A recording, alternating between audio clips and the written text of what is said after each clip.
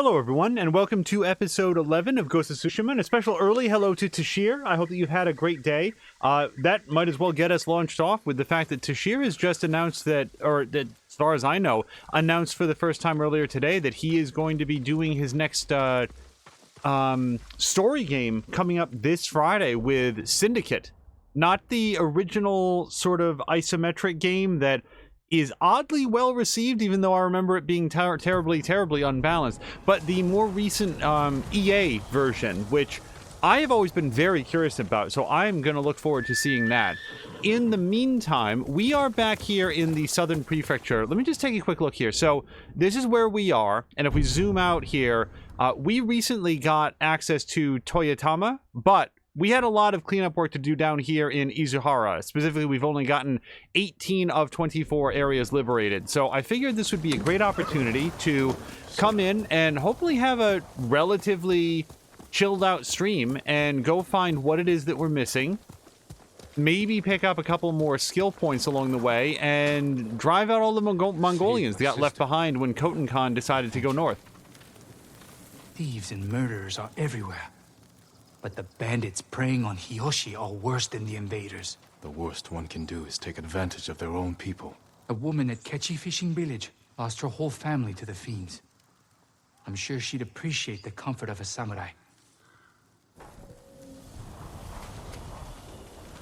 As Tashir says, he was able to pick it up dirt cheap. Yeah, one thing about EA Origin is that once a game hits like a year or so past, it feels like EA just sort of washes their hands of it, and you can get things that were released, 18 months ago for like 90% off during their sales. I believe that we picked up, Syndicate, at a similar price back in the day, but also have never played it, so I think it'll be a lot of fun to see. The general reaction seemed to be, this is Syndicate in name only, but again, I played the original Syndicate back in the day. It was good, and I liked it, but they were never, ever going to do that again. So to take that IP and to translate it into a new gameplay style, I mean, my goodness, we've seen them do that with Fallout to great success. Not that company, of course. So yeah, I am very curious to see that one. So this is a farmstead, apparently, that has been... Oh, that guy has eyes on me because he has eyes at all. Fun fact. So, this is a return to Ghost of Tsushima after having spent several streams away with other things, one of which was a complete playthrough of Batman Arkham City, which we did for the Extra Life Marathon. That's been a running theme in the last several episodes of Ghost of Tsushima, and we'll sort of round that out now that the event has come and gone. But it turns out that that playthrough of Batman Arkham City will probably not be able to get archived because a whole bunch of sections of the second part of it were muted due to copyright violations. Apparently, Batman Arkham City contains some music that is licensed by a video game called Batman Arkham City. So Twitch decided to take exception to that, and some sections of the broadcast are muted. Now, what's interesting is that it's a slightly different section every time we open it up. So if we can find a section during which nothing was happening, yeah, I'm not going to be able to get that guy. We may still be able to put it up, but it doesn't make a lot of sense to only have half of a playthrough. So we may have to shelve that one and come back to it later. Hello to Drienne. Drienne, I'm attempting to stab this man in the back. Otherwise, I hope that you have had a real nice Tuesday. I had a super nice Tuesday. I should note that I'm doing this solo today because my producer is still at work. But otherwise, it was a real nice Tuesday, specifically because I don't think I can get in without what appears to be an old man seeing me. It really looks like this guy has a very long beard.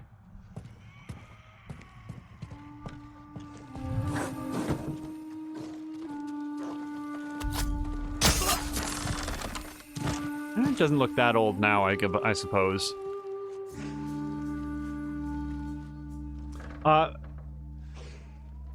Oh, geez. Oh, and so, sorry. Hello also to More Than Amia, who's saying that she got some copyright claims on Gone Home.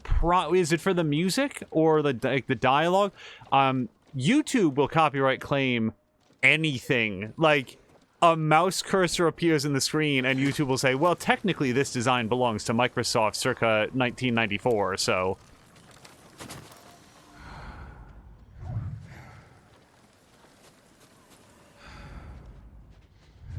Sorry, I am just taking a quick look around. So we see a person on their knees. We see a boy and his dog, and another fellow over there. So I'm kind of inclined to try to get the distant one first, because, like, I don't think that I have a really good sense on how to blow those guys up. Now, wait, before I go, we did have a bonus objective to kill guys with a black powder bomb, which...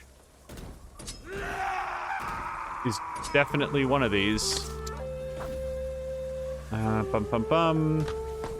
we go. Now, there's only one issue. We've got to get them all in a place. And preferably away from the hostage, who I don't know if they can die, but it would still feel kind of cruddy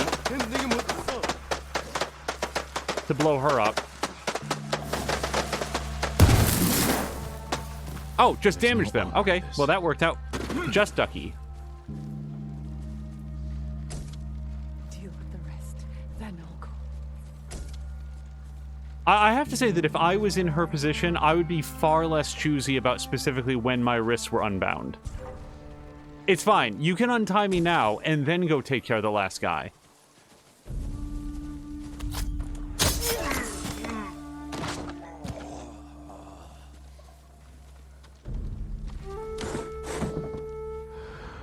Yeah, if she's fine waiting, then I'm gonna feel fine making her wait. Yeah, so just to round out the story, if you have been watching Ghost of Tsushima in the archive, in the collection that we put up, for the last couple episodes, we were talking about the what was then the upcoming Extra Life Marathon. This is the first stream that we've done in this franchise, in this series, since then. So to close out the tale once and for all, we did it, and it went great. Like, way beyond my expectations in terms of how much we were able to raise. I knew it would be fun. I felt like we could bring in some money for charity. I underestimated the degree of activism and generosity that the community would come out for. So I was really, really pleased about that. Hold still.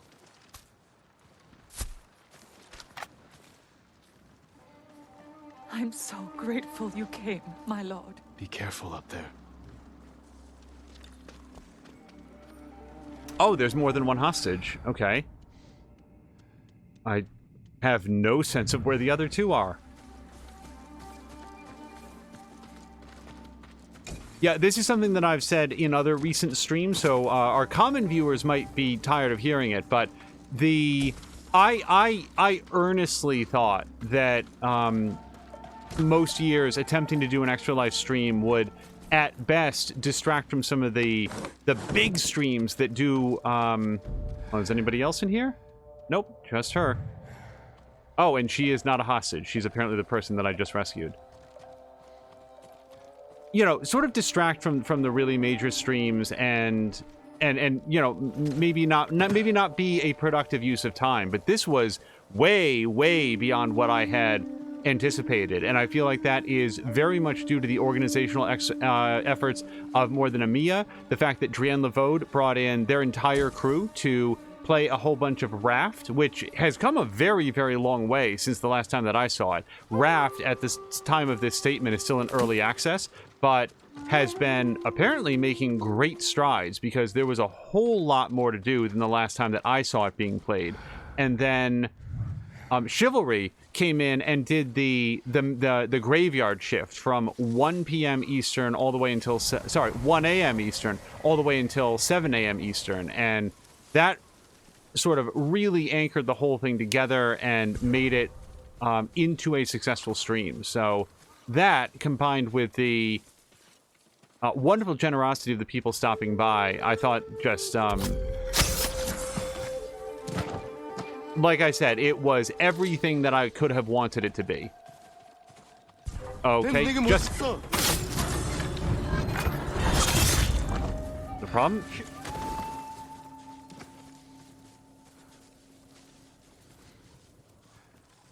Andrea's saying that they haven't even dove into any of the story parts of Raft yet, which I did not realize there was much of a story to it.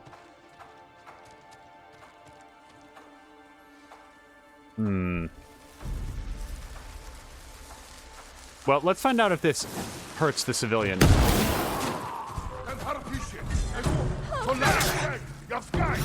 Oh, no, the bomb didn't, but that guy will.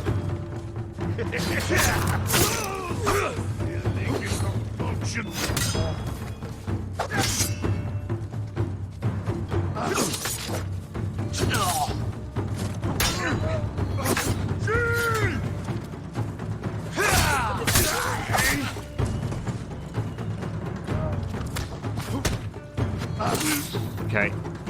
As you can see, it's been a few days.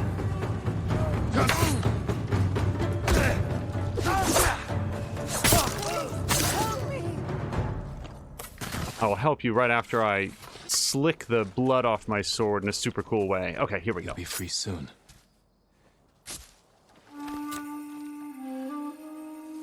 Thank you. Go, and stay safe. Drin says that they've been playing Raft offline but not doing story so that they can specifically do story on stream and enjoying the game a great deal. Chivalry is voting for use of the Batarang, which regrettably Jin has not yet invented. Although it would be cool. We do have throwing knives, which would be a good time, and I should make more use of all of the tools, for real. Okay, so we are looking for one more hostage in the area. And I'm going to go way out on a limb and assume that the hostages are going to be near guys that glow red when Jin listens to them.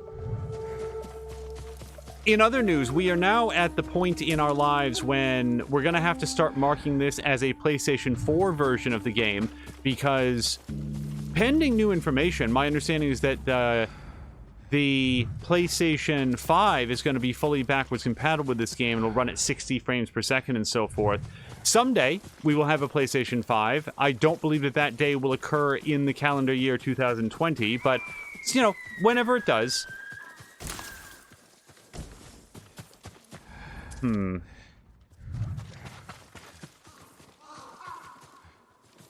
Mia's asking what's the difference between Raft and Survive on Raft. And Drienne is saying that Survive on Raft is the poor man's Raft. Yeah, I have not heard of Survive on Raft at all. It sounds a lot like a digital homicide joint, like a Mockbuster. What is it called?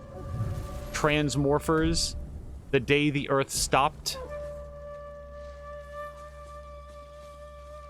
Saving Private Brian. I am... Okay, that's where my bow is hiding.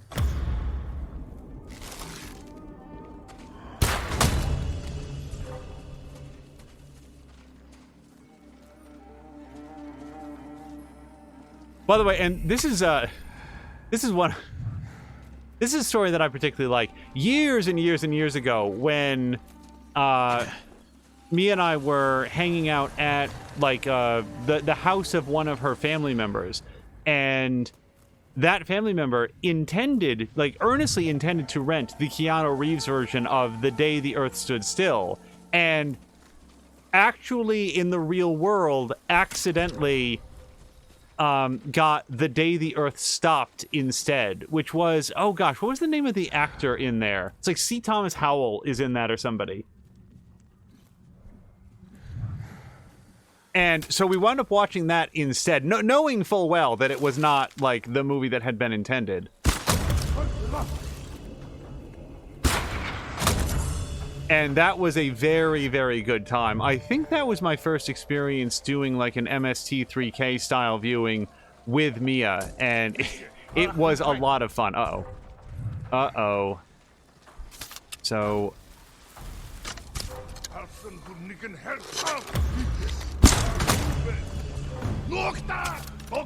So, that's not what I meant.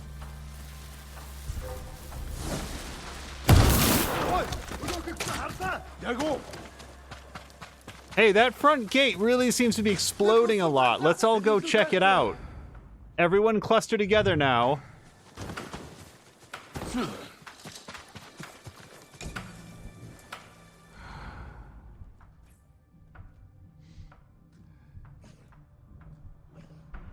Oh, wait.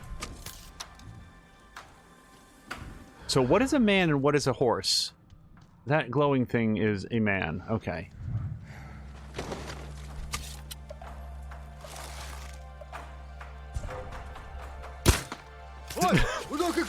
Just give you an ear piercing there.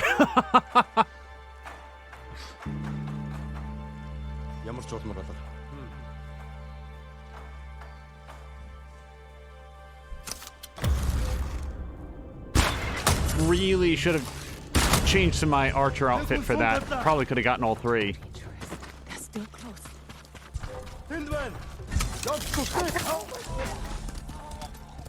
For a samurai, that effective. You're going to be all right.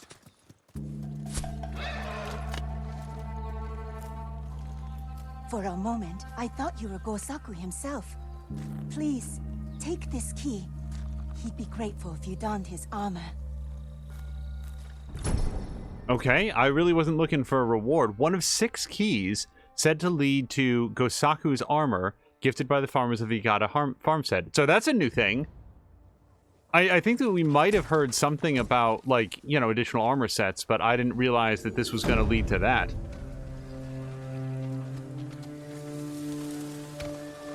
Mia, thank you very much for the clip. And I have 2 points, almost 3. But I think for the time being, we are going to continue to build up Jin's fighting stances. I don't think I'm going to, like, max them out before doing other things, but so far it's been working out pretty well. Alright, let's go to gear. Switch his outfit out. We're going to go to his traveler's attire. And, yeah, red is fine with me for now. Think for a second. I wanted to go to techniques and stances and... Yeah, so we went up here. Automatically parry spear attacks during any wind stance attack. That feels like fake news. I want to say that I am definitely not automatically parrying anything, but... finishing strike. The third moon stance heavy attack deals extra melee damage and stagger. Sure, let's do that. And then... Yeah. I use this against the shield guys all the time, so that's going to add an additional strike to the water stance.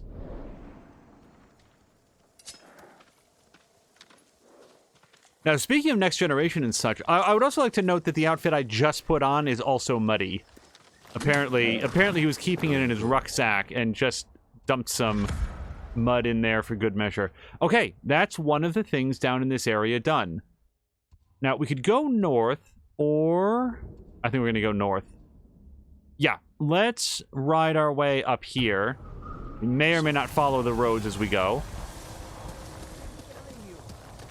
Now, one thing I don't think is known right now, maybe some people know, is whether or not that forwards compatibility patch for Ghost of Tsushima is going to be out day and date of the PlayStation 5, or whether or not that will be riding in a little bit later. And Mia's saying, so Mia's actually bringing up a good question that I had, which is, what is on tap for game night tonight? I have not yet tried Star Trek Bridge Crew. We do have it. I can probably make that happen for this evening. But I mean, again, I know that it was tough for you and Feecrest to get up and running, so I don't know if there might be some extra time needed to make it work. I would certainly be up for it.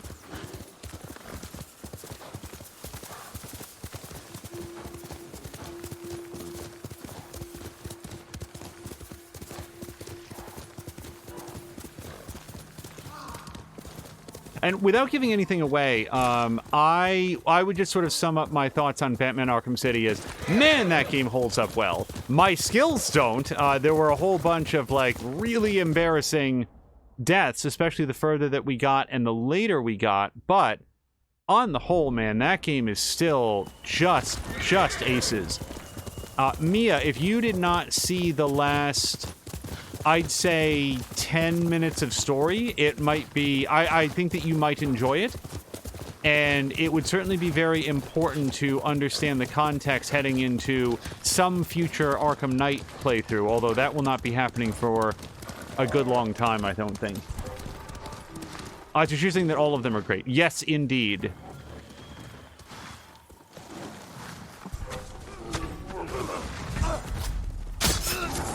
Oh, that poor guy. He was so feeling this bear fight.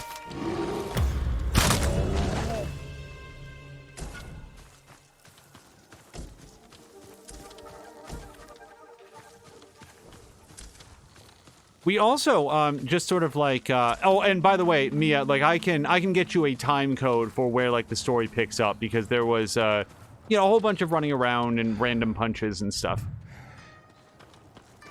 But Arkham City is the game where I feel like the developers at Rocksteady really said in bold font, this is our story and our universe, and we are going to do some adventurous things. And it is a very, very good game. Oh, Mia's sorry that she missed the Catwoman question. Actually, the way that I was very curious what you would voted for. I think that we did what you would have voted for. And as Tishir said, it provides a complete picture of the situation. And again, that is all I will say for anybody that doesn't want to get any spoilers. So, like, the direct route is direct, but I don't know if there's going to be a way to climb down. So we're going to come on down here and look. The next thing, like, and I really mean this. So we're not going to be getting the next generation consoles right away simply due to scarcity. And again, that is fine. But just how exciting is it that there is going to be an entire new generation of... Oh, he does the Aloy. Oh, don't do that, Jin. So can we go down further than this, or is this... Okay, hold on. Nope. So we can't... No, you can do a Tomb Raider run. Get over there, Jin. All right. Aloy in... Horizon Zero Dawn, my goodness, showed a real reckless disregard for her own well-being every time she would get down from something using her grappling hook. It is an animation to be seen, and it never failed to cause my stomach to drop right out.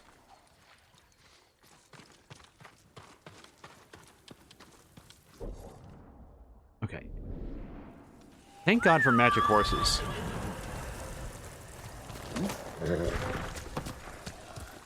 Oh, hold on. Something sees me. Something sees me.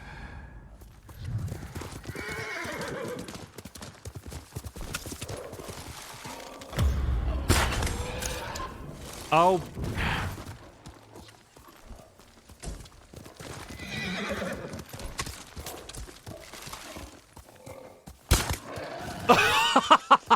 Sorry, that was a completely blind shot.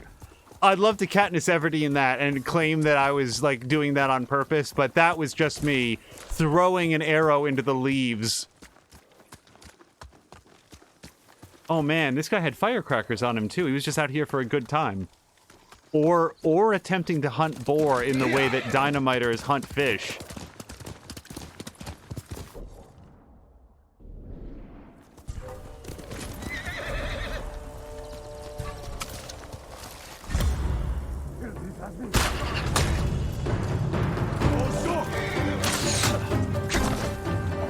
Okay, that guy...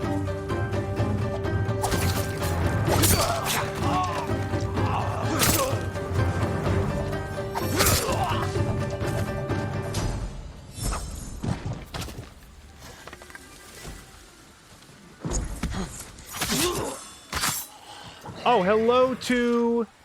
Is it... is the J silent? Or the J is like a Y? It could be Gernaldo or... Hold on, how would I say it? Yernaldo? Whichever one it is, I hope I have gotten it at least partially correct, and I hope that you are having a fantastic Tuesday. Did I ever get around to talking about the fact that it's a really great Tuesday because I have tomorrow off? I feel like I wandered afield before I said that. So tomorrow, look for some more something. And the more something, by the way, may be an exhibition stream of Anno 2070. Because the Anno series has really been in my mind. And Anno 2070 is a very, very good game. It is cheaper than a McDonald's meal, especially if you get it on sale. And easier to talk through and more comprehensible for people who are not yet steeped in the Anno gameplay sections. And yes, I know there's a predator there. We're just going to keep on going. Yellowbird wants my attention, but we're just going to focus on Red Fox for now. Oops. I looked at chat. Where did he go? There he is. Okay.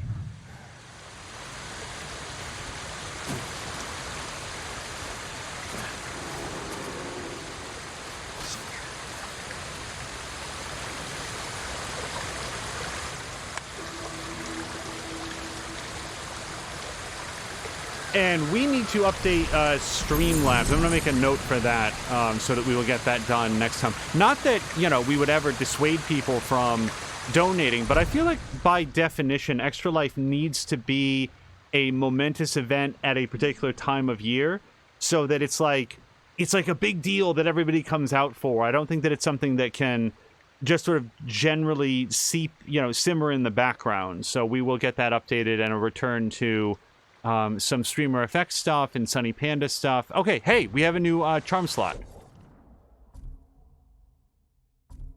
That's a good idea. We should add a streamer effects timer as well. Okay. So I could move Charm of Ferocity down if there is something that I wanted to put in there. Yeah, let's see if there's like a major charm that I want to put in there. Bonus damage while at low health. Killing enemies restores health. Smoke bombs restore 25% of your health. I'm more likely to use a smoke bomb in this particular outfit than in most of the others. And then let's put the Charm of Ferocity in there. Unless there's something in particular else that I'd want to have. So this is no longer my sneaky thing. My sneaky outfit, right? So let's switch that out for 5% chance to deal double damage. Although I deal so much damage right now, I'm not sure that that's a crisis. Yeah, let's ride with this for now. Mia, thank you very much for shouting out Streamer FX. Which we should also check to see if, like, others can do that. I don't think we locked that down to moderators, but I would invite Tashir to do that as well. On the weekend of Extra Life... Oh, hold on, let's follow Yellowbird. Tashir opened up Streamer Effects to do... to a free weekend, so that people could create their accounts, log in, get all the benefits of the site. And he said that a bunch of new people signed up, and I hope they become subscribers. I would have... let's just go back to the story I just told this, earlier today.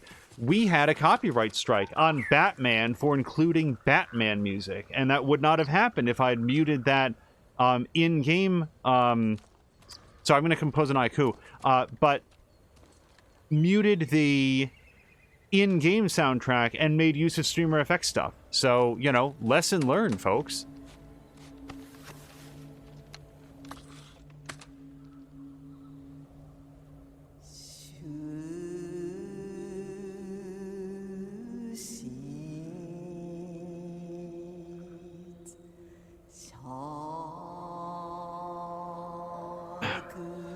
I'm slightly concerned that for some reason I suddenly don't remember what we are composing about, but we'll try to make something nice.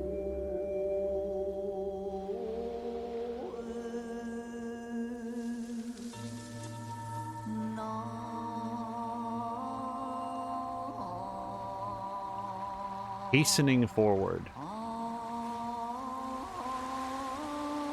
I like that one. Watching over all. Deep breaths released to the wind.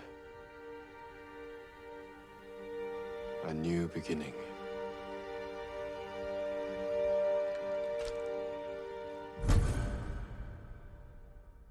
Oh, okay. Headband of Peace. So we were reflecting on peace. I feel like I came up with a pretty good haiku over that for that. Let's see what it looks like. It's okay. It doesn't really go with this outfit, but I'm sure that we'll find a purpose for it. Oh my gosh, hello. So A, hello to Club. B, thank you so much for the resubscription. That is awesome. And Club, I hope that you are having a fantastic Tuesday. Without dragging too far, oh, you know what? Another thing that I've been thinking a lot about XCOM 2, because Mia was talking about it during one of the streams, like that she really, really wants to be on the squad. It's like, man, XCOM 2 is a good game. But Club, that brings me back to what I was about to say. If you don't mind my asking, so Club had a day off. How has the, I don't know how to phrase it other than pandemic response and treatment been? It feels like cases are surging again all over the world. I just hope that you are well and safe, and your coworkers are safe, and you're able to do what you do in the best way that you can. That feeling has never gone away. It feels even more urgent these days. I don't talk about this a lot because I kind of feel like if people are listening to me for medical advice, then they have made a lot of wrong turns in their lives. But for the record, let there be no doubt, we wear our masks all of the time. If we go out of the house, like when we're like sealed up in the car, obviously not, but when we are out and about, whether we are walking on the street, if we are interacting with other people, going into a store, we're always wearing our masks. And that is all about the fact that, to say it as simply as possible, neither one of us has ever had any symptom of COVID-19. We may be carriers. We have no way to know. And even if we're not showing symptoms right now, we could have gotten infected 48 hours ago and simply not being shown, not showing symptoms. So wearing a mask seems like the lowest effort thing you could possibly do to demonstrate a basic concern and regard for the well-being of others. And that's my statement on it. I'm not going to go on at length because other people who are smarter and more eloquent have certainly already done that. Club is saying it's been very bad. They're in full lockdown again. At work, they have 2 cases again, so it's scary. And Club says that he had no symptoms when he had it. Yeah, that's the thing. When I can't tell if this water is very loud in the stream. Hopefully, it's not as loud as it is in the headphones. When we, I'll go into a place for work, and they will take my temperature using this touchless thermometer. And I am happy to let them take my temperature, and if I was suddenly showing a fever, maybe I would learn about it first there. I do not know how to get up to this. It is stone all the way around. But the thing is, if I had a fever, on average, it appears that fever would start up to like 2 weeks after I had gotten infected. So by the time the fever is manifest, I could have been walking around and endangering a large number of people. How in the hell do you get to this thing? Hold on, I'm going to Cristiano this. Ready? Steady. Go! Okay. I really thought that was going to make me dead for a second. Yeah, oh, sorry. I really stepped on that. Yeah, I am also very, very glad that you made it through, Club, and had no symptoms, and hopefully nothing else. Oh, it's a shrine, and I'm coming at it backwards. That's... Okay, that explains why I couldn't get to it.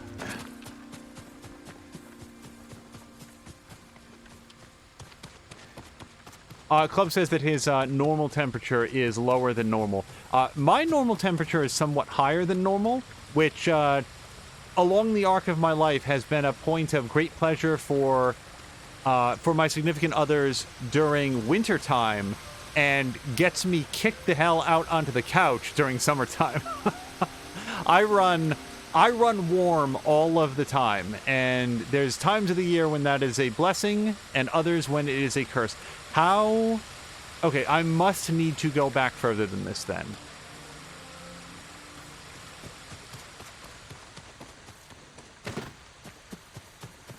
I am not seeing this at all. Gosh.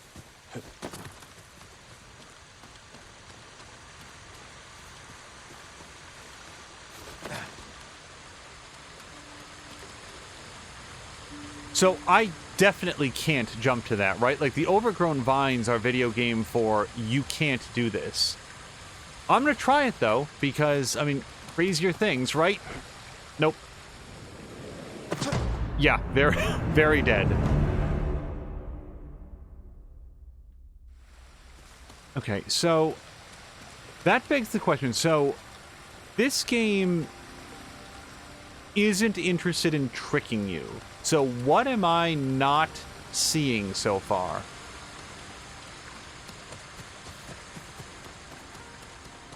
Here's what appears to be the entrance, but maybe it's misleading, or maybe you have to climb up from the base of the rocks on the other side. Alternatively, maybe there's some way to swing down or across to it. I don't see any way to climb up over here.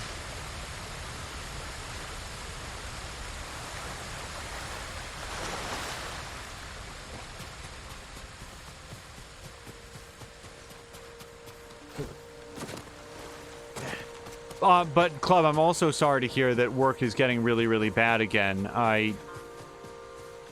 To me, I look at medical workers and just the, it is a gift that I do not possess, to be able to draw sort of a box around this is who I am as a professional, and then this is who I am as a person.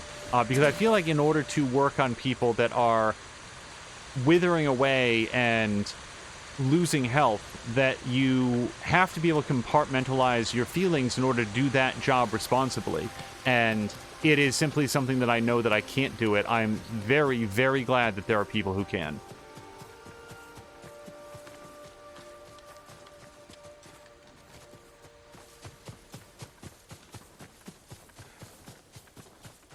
I am about to walk away from this. I really don't know.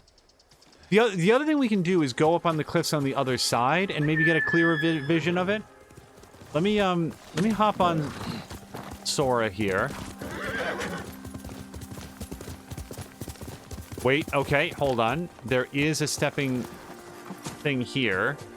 Let's try it here. You know, a general rule with a game like this is, step one, look close by really, really carefully. And if that does not lead you to what you're doing, then you can start wandering further and further afield. But this just takes me back to this side of it, and I still can't get up from here. Wow.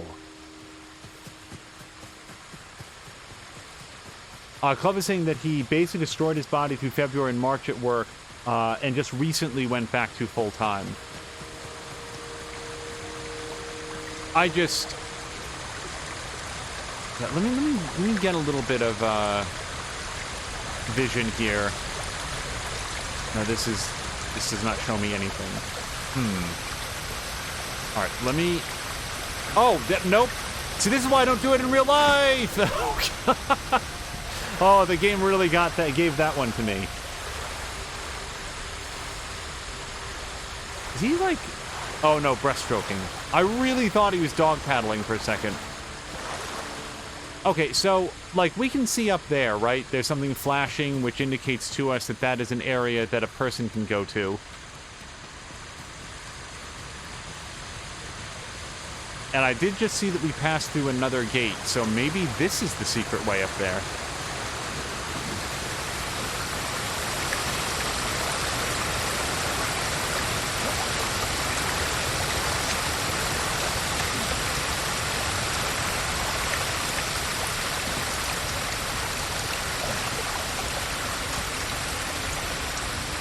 So, Club, I know that it's been a good long time, and again, the water is very, very loud in my ear. I know it's been a good long time, but you watched a whole bunch of... Whoops. My last couple playthroughs of XCOM 2. On a scale of 1 to 10, with 1 being the lowest and 3 being the highest, how prepared would you say that I am to do a commander difficulty run of XCOM 2? Because I have very severe misgivings about playing that game at any difficulty higher than just normal.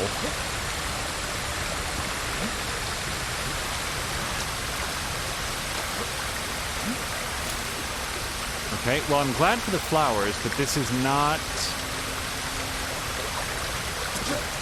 what I was hoping. Club says Commander is fine and that I do well. Well, maybe we'll give that a shot. I'll tell you what, if it hadn't have been Batman, I think XCOM 2 would have been the choice, because I feel like a nice sort of donation goal, like donation reward for folks, would have been to have a soldier or whatnot named after them. But we would have to establish early and often, listen, people die in XCOM. Sometimes, as hard as you try, you just can't bring everybody home. And unfortunately, it is the... Oh, no!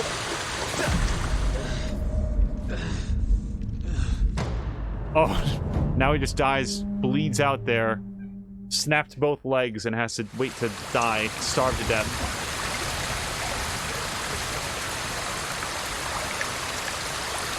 Okay, it gave me a very nice checkpoint there.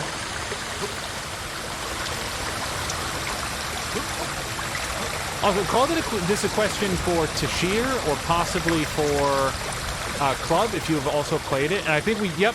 So that was the way up. We had to go across the river, or across the pond, to get here. Let me just be quiet here for 1 second. But I did have a question for folks. Holy hell, Club. Club did a Legend difficulty Iron Man Long War playthrough. Now, Long War, for those of you that don't know, is a mod for XCOM 2 that basically takes the standard 30 or 40-hour campaign. I want to say that both of my playthroughs that we have streamed are about 40 hours or so, and makes it into like a 200-hour game. I mean, it greatly expands the amount of activities and things that there are. So we got a Charm of the Kami of Water. Let's take a quick look at that. Perfect parries and perfect dodges are easier. Whoa. Hello. Easier to perform, you say? I think I can find a slot for you in all of the places. Yes, please. Which one is it? Yes. We can expect to put that into all of the things that I own. Oh, and Club passed 1,000 hours on XCOM. I am trying to think. Here is a fact that is not reflected on my Steam account.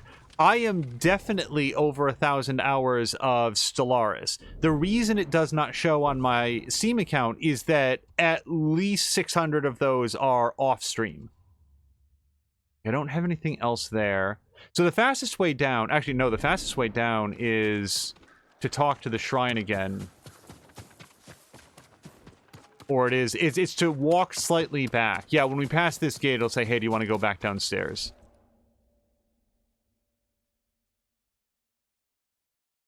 Like, I have a background game of Stellaris happening, like, not right this second, but basically all of the time. Also...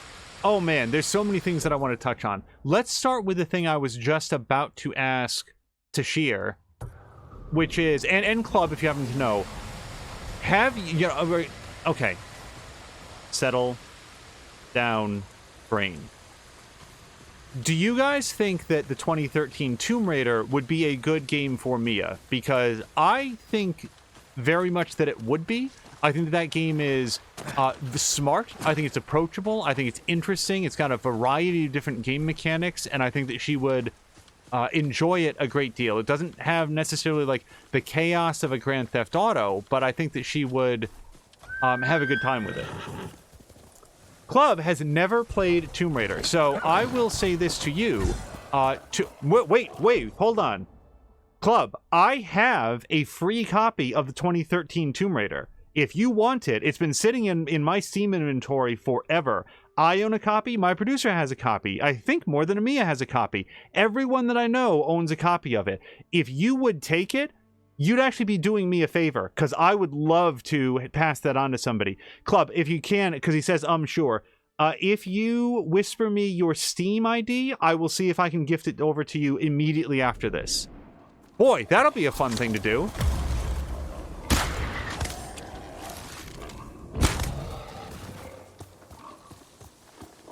Because I was about to say, Tomb Raider 2013 is routinely on sale for, like, dollars, and that it is difficult for me to envision the person who wouldn't have a good time with it.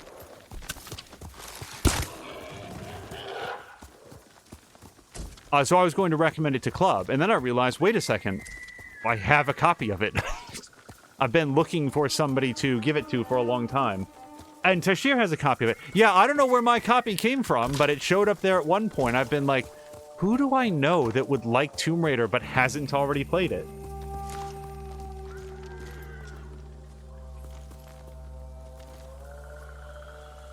Okay, so Club's Steam name is Richard Richard. I'll try to find that. And hello to Azaric. Azaric, I hope you're having a great Tuesday. So I don't want to stand off. What I want to do is kill the guy on the horse, and then the other guy. Can't kill the guys on the shields.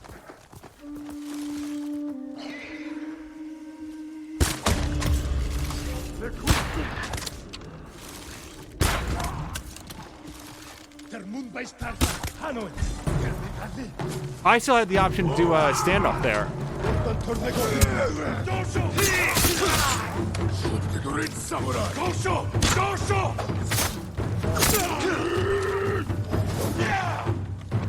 Ow.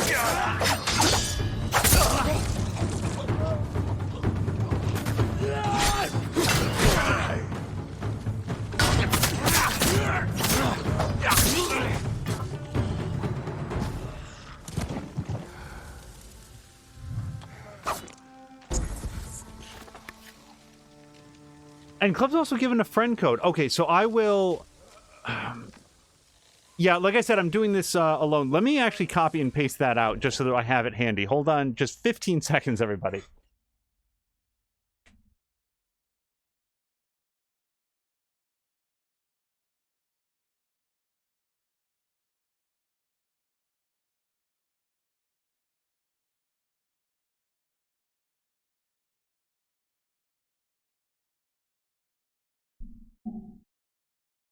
All right, perfect. Yeah, Mia, if you take a note of it as well, just because I did paste it out there, but for anybody who is like watching this at some point in the future, Club has been a viewer and supporter of the stream for years and years and years at this point, and if I can reward that kind of and that's not even withstanding like the work that he does, which, as you can tell from our earlier conversation, is working as a medical professional. It would be I'm very, very glad to have a chance to do something kind. And Club, I earnestly believe that you will have a very good time with Tomb Raider.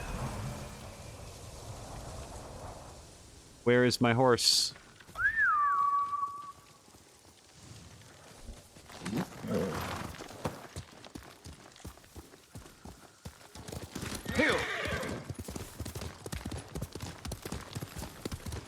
There was one other thought that came to mind in all of the sound in my head, and now I'm struggling to remember what it was. It was... well, whatever it was. Patikin is currently playing Assassin's Creed Valhalla, which I'm very glad for him and very sad for me, as with so many of the topics... Oops. Nope. Sorry. I'm trying to get down. Excuse me.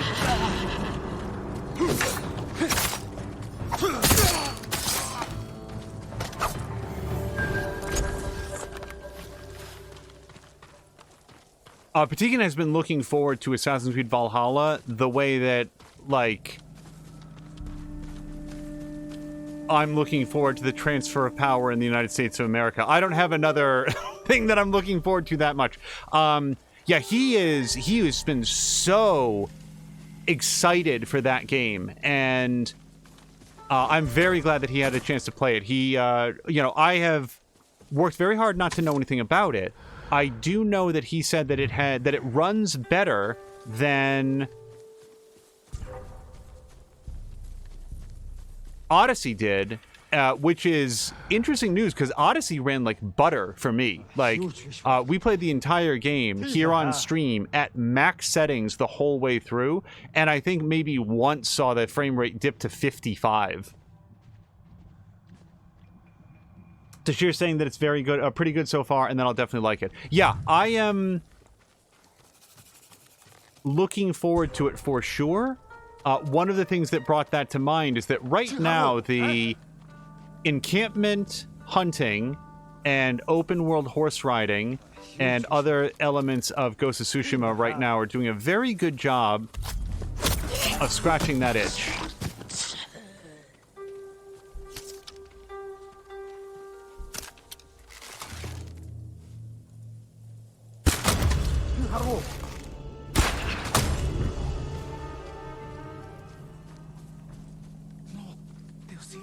List of things that I love doing in video games: killing 2 people or more before the first person hits the ground. This game, Assassin's Creed Odyssey.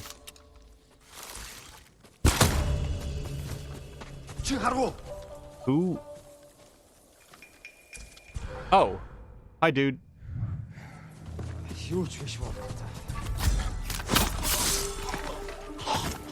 The Dishonored franchise. The Dishonored franchise is all about that. Like, one of the earliest things that will make you feel like a badass in Dishonored games is, like, kicking your way into a room and just ending 4 dudes before they even get their swords drawn.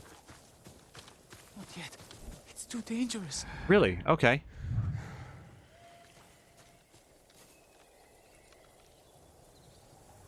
Did you say that there's some performance issues in towns, but outside it's pretty damn smooth?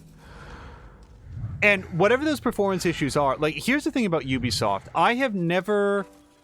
My experience with every single Ubisoft game dating back to, like, Far Cry 3 has been the game comes out and it's, you know, it's pretty good. It performs pretty well. And then 3-4 months down the line, after there's been like a new driver for your video card and a couple patches from the performance team, it vastly improves. And like the Division 2 is a really good example of that, where I tried that game out. Actually, I tried that game out a long time ago. The performance has continued to improve, is what I'm getting at. Please release me! Hold still.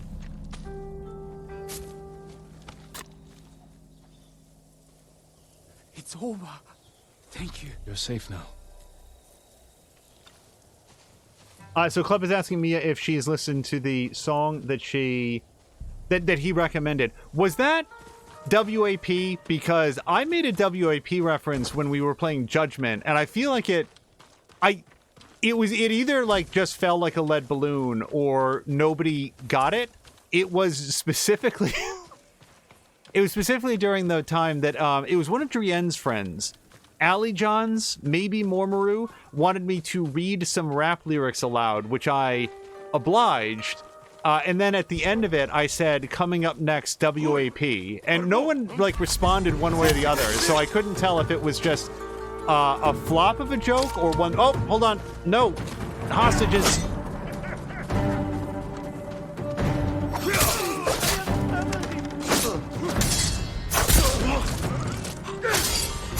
Oh, it was not kidding when it said the perfect parry will be easier to perform.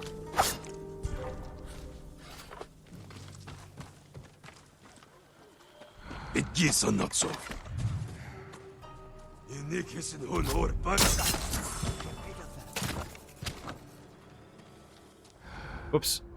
Get up. All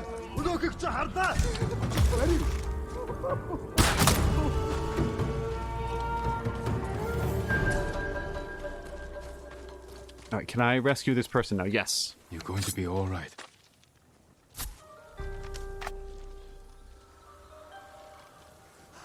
Free at at last. Be careful up there. Here's a little appreciated thing about Cardi B. And this is serious, by the way. This is not me doing a bit.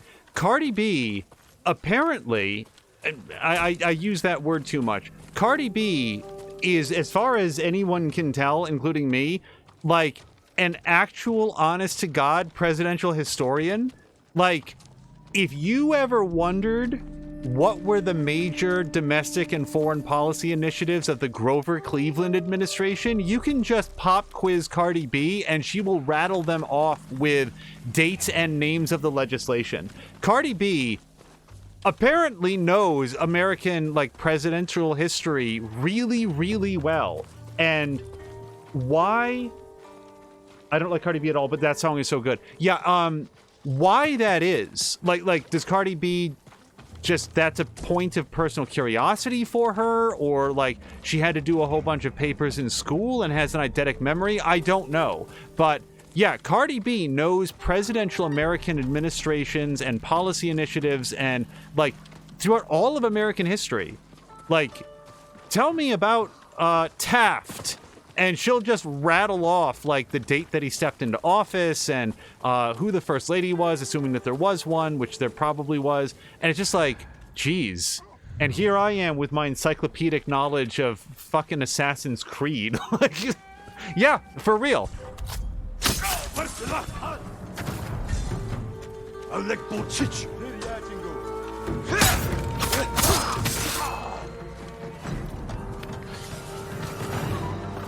I'm not gonna lie, it makes me slightly nervous every time he wipes that katana off on the inside of his sleeve, because I have no martial arts training at all, but I've told stories every once in a while about a friend that I had in high school who was very, very accomplished, and he once told a story about a... So this is one of the things that, like, he wasn't there for, so who knows how many times this game of telephone has been played, and now it no longer resembles the truth. But he shared a story of a like a exhibition that happened with an actual, like, steel katana, and at the end of the extremely impressive just sort of like I don't have the language for this, but the martial artist went to sheathe the sword and missed and drove the sword entirely through their own leg, through his own leg.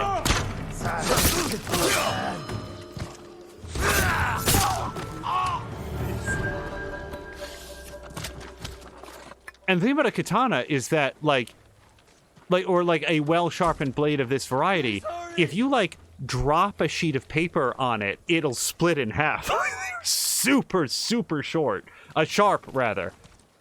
So, yeah, I would treat a katana like a lightsaber and keep it keep it sheathed and over there. Hold still.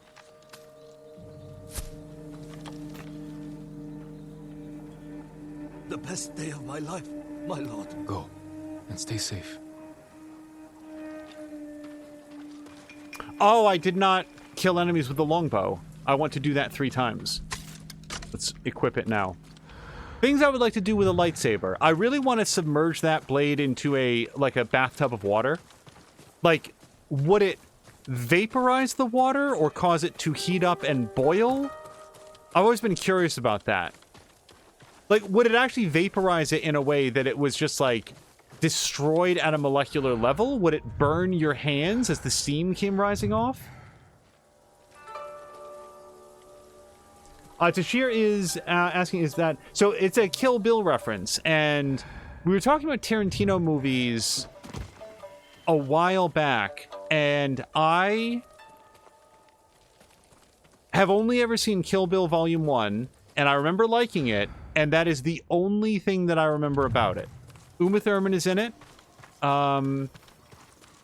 She's mad about, like, her wedding dress or something. Oh, and at one point she, like, slashes a guy's head off, and it just, like, comically spurts red corn syrup all over the conference table. For, like, an uncomfortably long amount of time.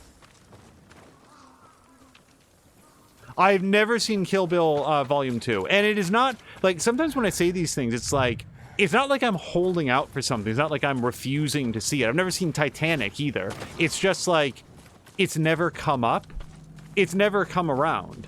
I've mentioned this as well. I've never seen the Friday the 13th remake with Jared Padalecki, because that movie has never been on anywhere ever. And I'm not quite interested enough to pay like $3 for it, so it's never been available. Tashir's out. That's it. As we're saying, Kit Fisto fought underwater with his lightsaber in an episode of Clone Wars, and there was not a bubbling animation on the saber. That's a fascinating question. So I've seen a very small amount of Clone Wars, and apparently it was before it got good or interesting. Because when I say a very small, I mean like the first 3 episodes back when it was like 7 minutes an episode or something like that. I am not sure of the boundaries of what I'm looking for. I'm looking for 1 more hostage and hopefully 3 people that I can shoot with a longbow.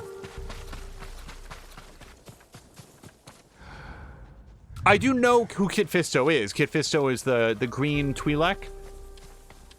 I'm familiar with the name. I'm specifically familiar with the name because when we were playing Lego Star Wars something, HW really wanted to be Kit Fisto, and he had a saying that I've long since forgotten. It was something about like I earnestly can't remember it, but the name Kit Fisto has always stuck with me, and the fact that like that's apparently like his favorite character in Star Wars canon. God, I wish I could remember his little saying there. And unfortunately, it's one of those things that he now denies ever happened, so I don't have... Hey, if I change the direction of the wind, does that smoke actually go in a different direction? Because it is currently blowing along with the wind, and it never occurred to me to wonder about it before. Okay, I think at this point the best thing for me to do is just ride around on Sora, banging my sword against something metal.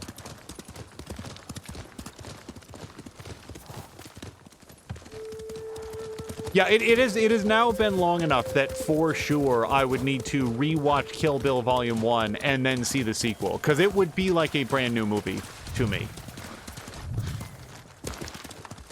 Oh, there they are, there they are, there they are.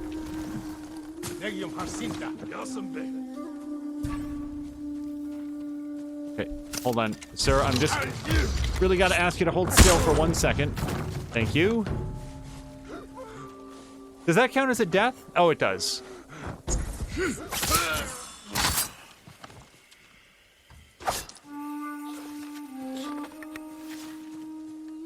Isaac has also never watched Kill Bill Volume 2. But has watched 1 through endless times. So why, if I can ask, like, it's never been presented to me as an option. Azric, if you enjoy the first one so much, why not the second one?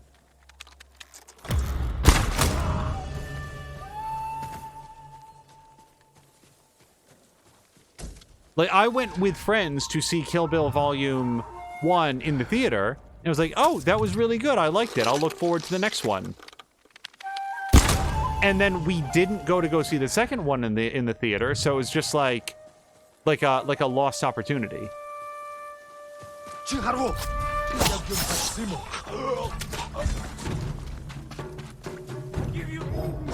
Ow.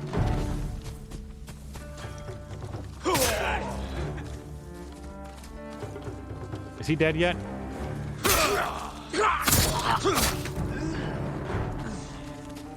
He was sort of teetering back and forth, and I thought that he was in his death throes. Devin the Nugget has a bunch of neat facts. Devin, I hope that you are having a great Tuesday so far. It's not safe yet. I have passed my bonus objective, but not the primary one yet, so I'm going to run over here. What are the neat facts? I am curious. I gotta figure out how to, switch rapidly between different things.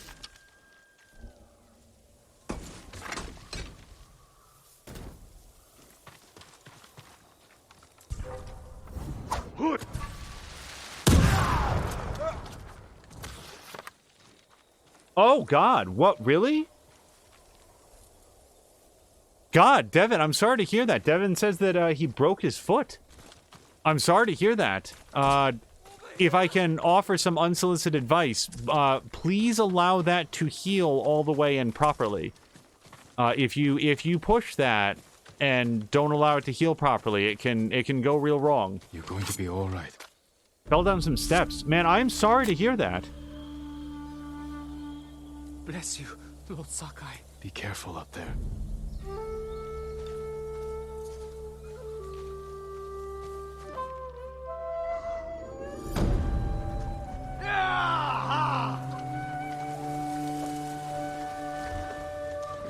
I had a cousin who fell out of the top level of a bunk bed once and broke her ankle. And I have fallen down some steps, but never had anything worse than the wind knocked out of me. Hopefully I'm not tempting fate by saying that. But yeah, that has to be pretty painful. I hope that you are well. Or like at least that it is recovering well.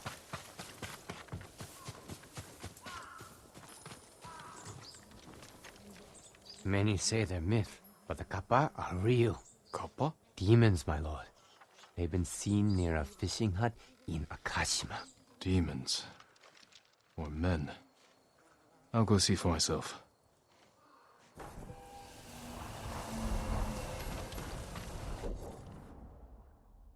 Okay, that, yes, should be done. All right, so we can look around in there.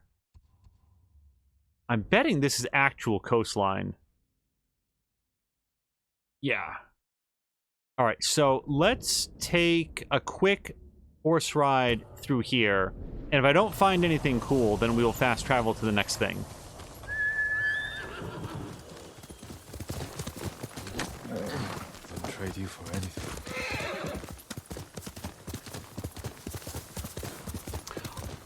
And so as we go, and we're waiting for Devin's first fun fact, I wanted to clarify something that I was sort of struggling to explain in the previous episode of Ghost of Tsushima. There's a scene when Yuna, who has been nothing but selfless and kind and brave on behalf of helping Jin with his quest, with the one goal, the one thing that she's been asking in exchange, is that she and her brother be allowed to leave the island. And what I was trying to choke out, because I was just having a little bit of difficulty arranging the thoughts, is what bothered me about Lord Sakai's response to her is he's so witheringly dismissive of her. She's just a thief. You know, how dare you, Jin, my adoptive son, my nephew, adhere, you know, how dare you abandon the way of the samurai to go along with this, like, low-born, stab people in the back, blow them up with bombs, you know, we are samurai and we should rise above that. So then when Yuna comes to him and says, hey, can I get a ride onto the mainland for me and my brother? Lord Sakai suddenly is not so high and mighty, like not too good to accept her help, and in fact tells her, oh, well, I'll give you leave to go to the mainland after you've helped me defeat the Mongols. So she is not good enough to respect, but she is good enough to be part of the resistance and help out the cause. And that's what irritates me about him so much.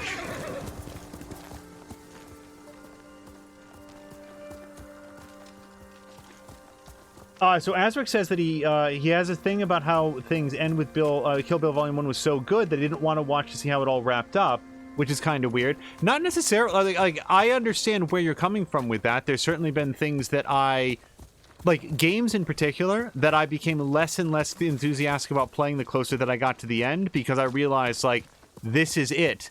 I'll never get to experience this for the first time again. And I absolutely understand, like, as long as you haven't seen Kill Bill Volume 2, it's still out there and available for you to watch someday. It's still something to look forward to. Or to say, I don't want to risk having this interfere with my appreciation of the first movie. So I know exactly where you're coming from. Devin the Nugget says that he laughed when he broke his foot, which leads to the first fact. Most laughter isn't because something is funny. It's a response our body has to help deal with stress or fear, which is why you may laugh in weird situations or situations where it's not appropriate. as it's your body trying to make you feel okay, which is a point that I have made to my niece and nephew, that, like, sometimes video montages of people getting grievously injured comes up on YouTube, and they are presented as though they're comedic. And I've pointed out to them, you may watch something like that and laugh, but consider for a moment what it is that you're laughing at. Is it because it's funny to see somebody else get hurt? Or is it because you're surprised at it? Because sometimes you will just laugh when you are surprised. And I've tried to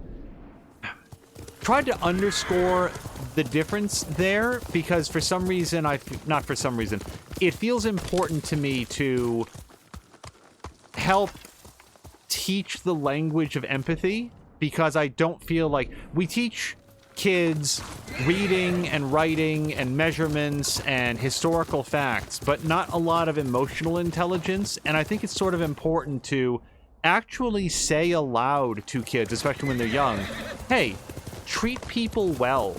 They have value and they count. And one of the things that you can do to sort of underscore that, I think, is to point out, like, it's not funny when you get hurt. It wouldn't be funny if somebody else got hurt. And I would just like to note here that they appear to fully get that. You know, it's not like I'm trying to course correct for some weird aberrant behavior that they've got. They seem fully on board with it. Azric says that he's also never watched the final Matrix. Well, without giving anything away, and hopefully without setting incorrect expectations, I have the fairly unpopular opinion, and I should note that it's been a very long time since I've seen them. I have the minority opinion that the third Matrix movie is better than the second, because I think the second Matrix movie is not very good, and I enjoyed the third one actually quite a bit. So we've mostly just been clearing white off the map. Yeah, let's set a course for dead in the middle of this fog. And if we don't get every last square inch of it, it's fine.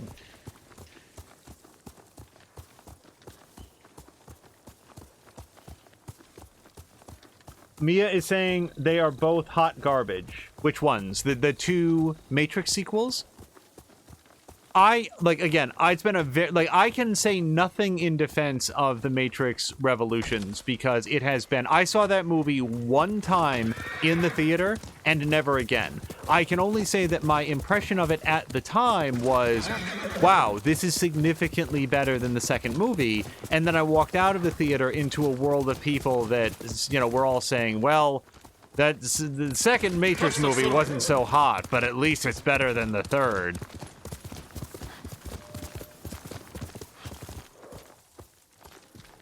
Tashir quite enjoyed 2 and 3. Yeah, my issue with The Matrix Part 2 is highly specific to a couple scenes that I feel like did the series a disservice, and there was nothing else in the movie that helped to correct for them. But I would very much have enjoyed... What is this marker? I would have liked to have enjoyed both of them. Oh, that's just the pin that I made. Okay, well, let's ride up towards here. I will say this. There is nothing in the 3 Matrix movies that I disliked as much as, say, Attack of the Clones, which I think is the only live-action Kit Fisto that we ever get. Am I remembering that's the movie where Kit Fisto makes a brief appearance? Not by name or anything, but isn't he... I don't think he's with Mace Windu in Revenge of the Sith, although I might be misremembering. Oh, hey, we found a fox den. That's pretty cool. I think that was him anyway.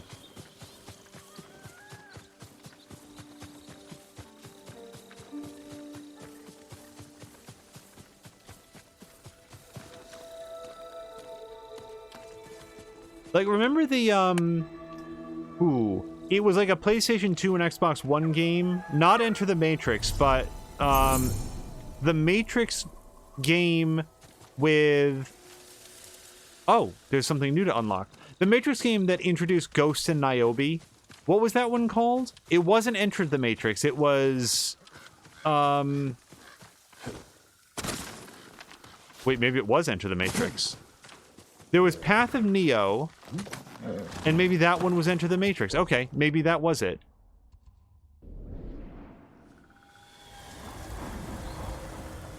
As we're saying, he was with Mace in Attack of the Sith. Okay, I couldn't remember if that Twi'lek was green or not.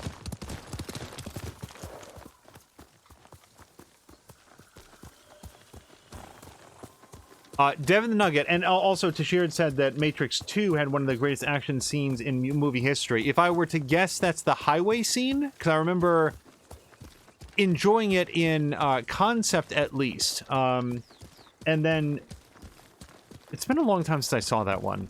I think I remember liking the highway scene. Oh, hold on, we've got a yellow bird. Devin the Nugget is saying, goosebumps are an evolved defense mechanism. It's a human equivalent of when cat's hair stands up on end or we're scared. We as humans used to be covered in hair and would stand on end to make us look bigger and ward off predators, but we've become much less hard since it was evolved as a necessity. That's interesting. And also, hold on, there is an artifact. Can I get down from here? Okay, I can, but I wouldn't enjoy it very much. So we're going to have to find some way. Well, hold on. Let me actually set a map marker here to... It's pointing here-ish, so let's try to get there.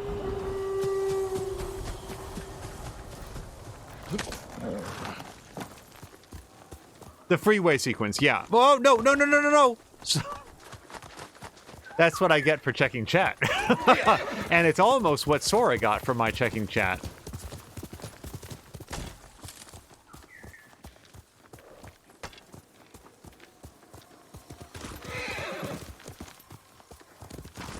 Oh gosh, if anybody sees a convenient way down here, I think I saw a rock slide coming up. I think there's one right there from what I saw. Yes, okay.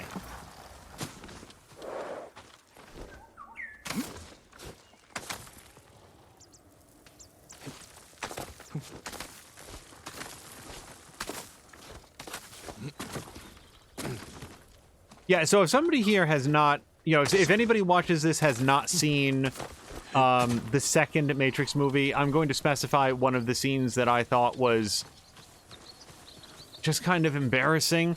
There is a scene in... What even was it called? Matrix Revolutions was the third one. It was Revolutions was the third one. Reloaded. Okay, so the Matrix Reloaded has a character named the Merovingian, who is like the biggest textbook example of a pompous dipshit who talks a lot and never says anything that you could possibly ever want to find. And he talks for like 8 minutes on cause and effect, and literally all he says is that some things are caused, that effects have a cause, and then effects have causes, and causes have effects. And like, dude, fuck off. And he goes on so long. And like, he thinks he's so, like, it's such a long scene. It is such a long scene of that guy talking about it.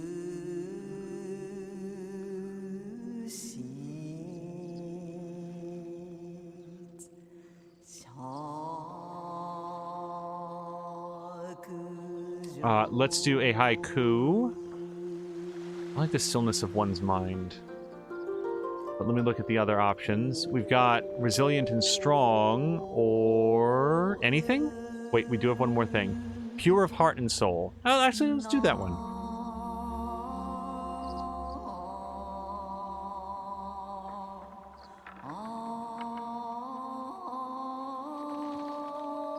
Oh, I like that one.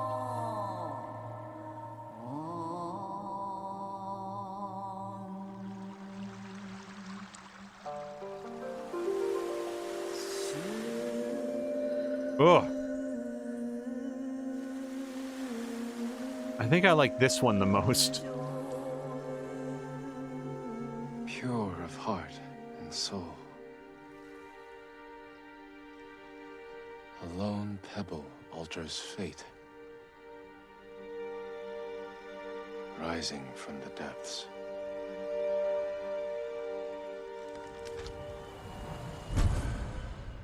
Tashiro's not going to like this, but I also have not seen Heat. For that one, though, there is a very specific reason. I had a teacher who saw Heat and hated it so much that she, vehemently dissuaded me from seeing it, and as a result, I've not seen it. I have a feeling that she is not of the popular opinion on that one, because everyone else I've ever talked to thinks it's a masterpiece. Oh, I thought that would get a reaction.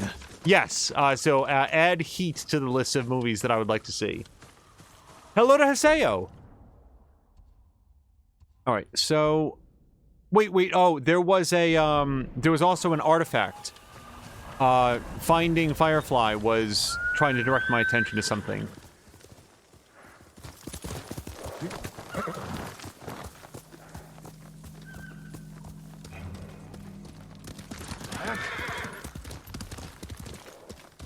Now, specifically, where was it? Darn it. No. It was over here next to the, yeah. It was this cliff. Yeah. Hold on a second. Let me head over here. Because, Seeking Firefly came out, was like, hey, look over here. But I was standing at the top of a cliff. Here we go. Hold on. Yep.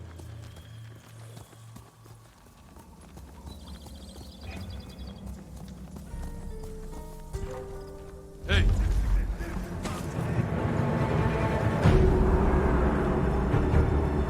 Yeah, Zeo, I hope you're having a great Tuesday. This is sort of our chill, mopping up some of the southern areas here in Ghost of Tsushima.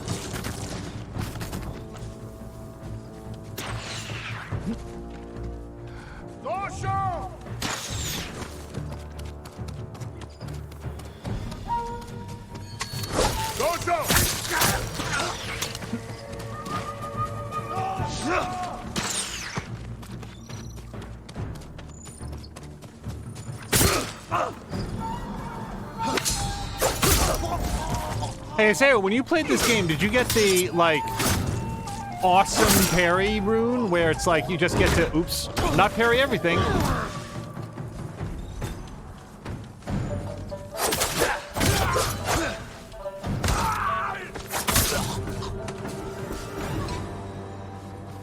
Because I like that rune a whole lot.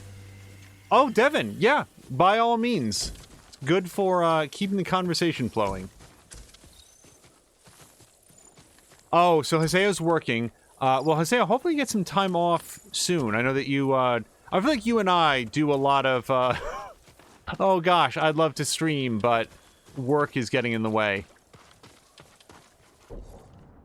Okay, we found a singing cricket. I have a bad feeling there's going to be a lot of hidden things like that that I'm not going to find on the first pass, but that's okay. Okay, let's go do some more stabbing. And hello to Brian. Wow, I'm glad that Mia brought it out, because Brian and Haseo are very similar on my screen in terms of color. One is blue and one is purple, but I did not notice Brian's message difference. Brian, I hope that you're having a great day so far. Lord Sakai, do you know the statue that overlooks the big farm in Kushi?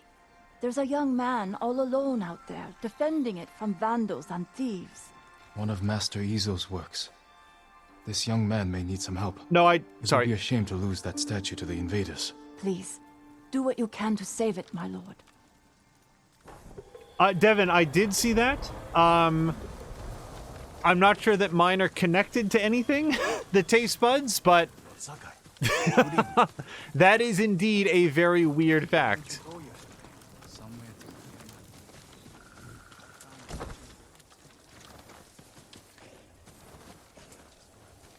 Haseo's saying that hopefully he'll be able to play Ghost tonight. Like Ghost of Tsushima, or is there something else on docket? Also, Haseo, are you going to be able to land yourself a PlayStation 5? Because my understanding is that this game is going to be one of the ones that really benefits from it. Also, Andrew Reiner over at Game Informer said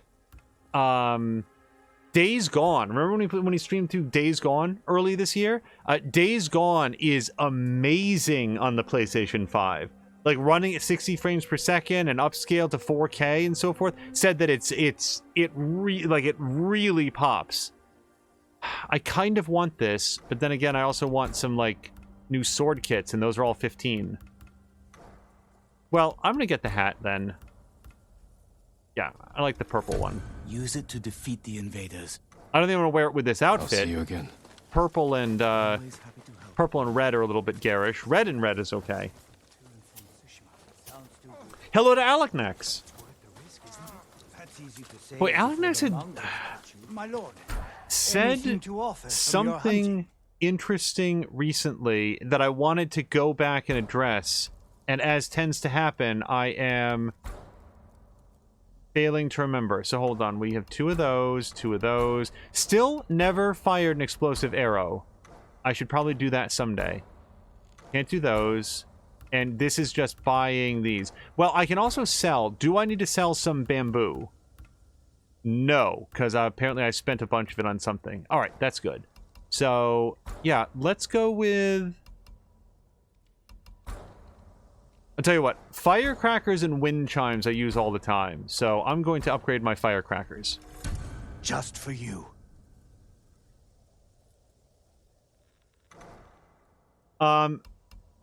Wait, can I do more? No, that's... Sorry, sir. I'm going to once again say how fair your prices are. Oh, I can do more. Okay, then let's do wind chimes. I hope it helps. And that's all I can do. But Devin was saying the first oranges weren't orange. They were tangerine hybrid and were green. I'll make it Did they still have the name orange? Because that would have been a real delight. Once the fruit named orange also eventually bred to become orange. Wait, what happened to Brian? Day's going okay. They have me working 11 hours. Gosh, I'm sorry to hear that. Hopefully you are well and justly compensated. As of this comment, there is a news story going around that GameStop has invited workers at their stores to participate in a dance competition, and whatever store produces stores produce the best quality dance competition will be granted 10 additional work hours on Black Friday.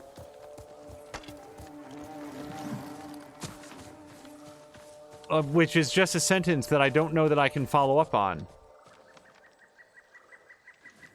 Kill enemies undetected and without focused hearing. Okay, well, I will give it a shot.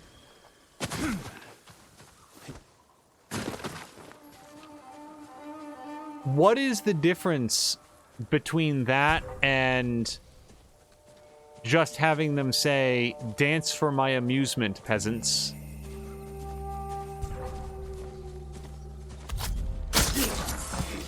Okay, that's one. No, I don't know what that prohibition, like, is it just that I shouldn't have focus hearing on at the exact moment that I kill them? I'm sort of assuming that I don't want it on at all. Okay, I can do this. Let me do this, and wind chime, and just...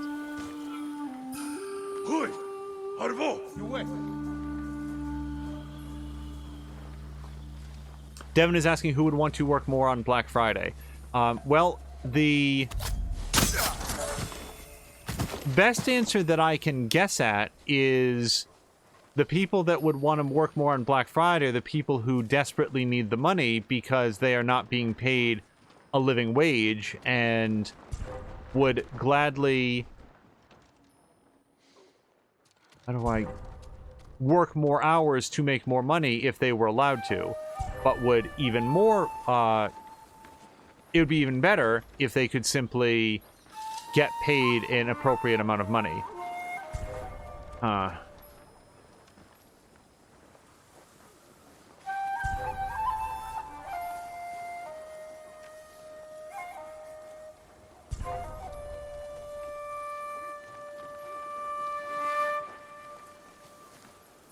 Oh, they'll never see my bright red smock from behind this fishing net. Oh, let me just actually get into the grass then. Alright, I've only got to kill one more person without doing, without getting spotted. So we're going to lure him further away from his friends.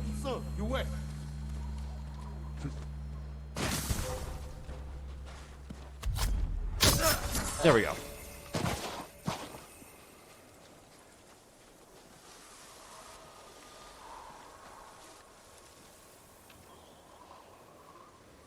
Devin's saying that the tiny pocket and jeans were originally made for pocket watches, which, yeah, I always thought that they were like, you know, to have a couple quarters on you in case you need to make a call. And Devin said his mistake feels kind of dumb for the Black Friday. No, it's not about dumb. It's that it's... I don't know, man. It feels like...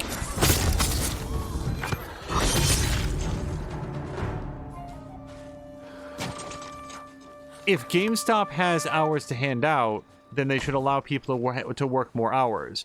Why are they making people dance to earn the right is, like, I think that You'll be free soon. the thrust of the story. My prayers have been answered. Go, and stay safe.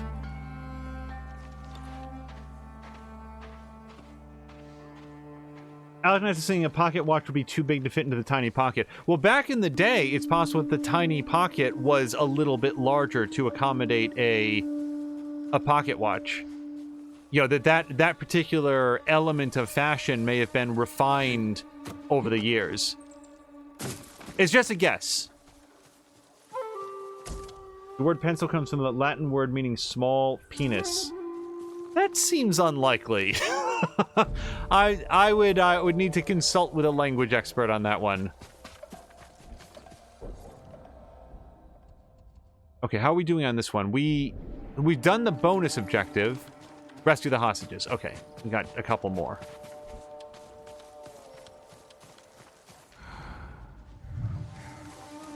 Both of my parents had to take a lot of Latin in their, you know, when they went to college. It was a required course for them.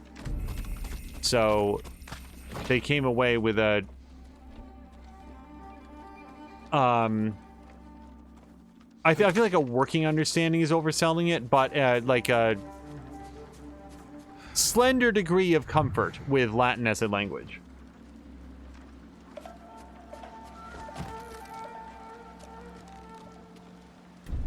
Whoops.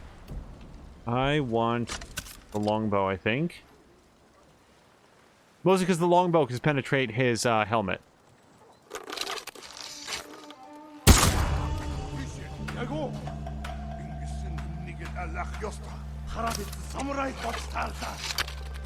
It was just a wild arrow. It probably won't happen twice.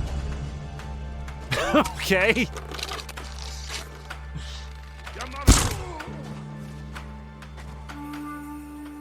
Anyone else want to come to Death Beach? No? Okay.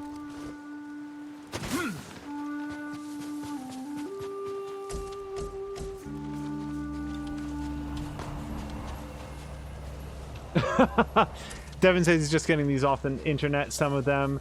He's currently looking up the Latin word for small penis and need to stop before going too...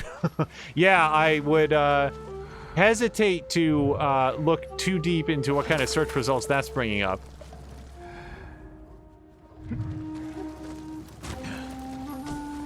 It's not safe to move. Oh, the other hostage is right up there. Hopefully that'll make it easy.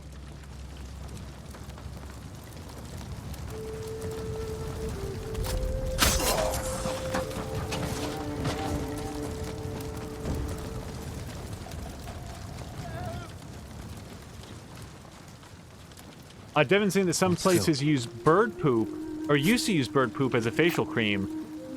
Some places currently use kitty litter as a facial mask.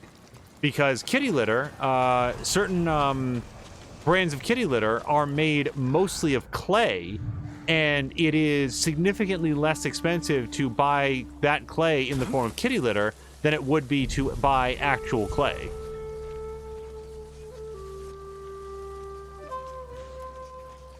Well, I'll tell you what, these guys have...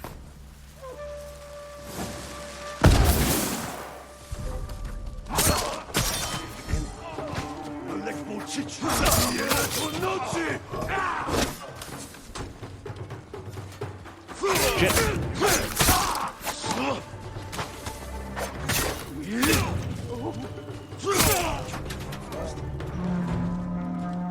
Oh, blow your damn horn all you want.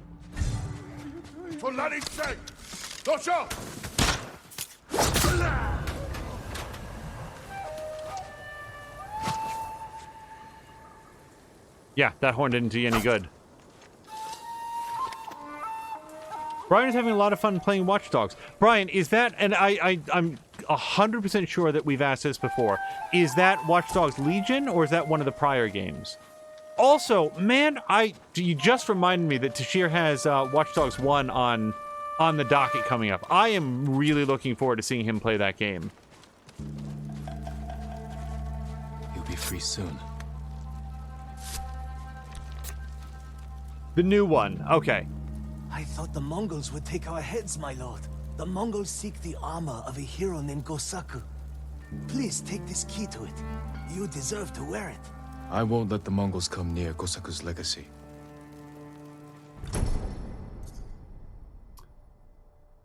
Oh, cool. So that's, as far as I know, the second of 6 keys. Do I have a list of all of them? Yes, I do. I have 1 and 2, and that's it.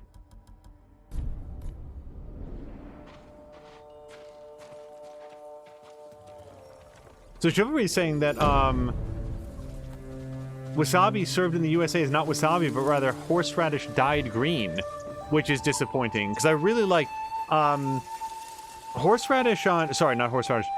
What I used to believe was wasabi on a good sushi is very, very good.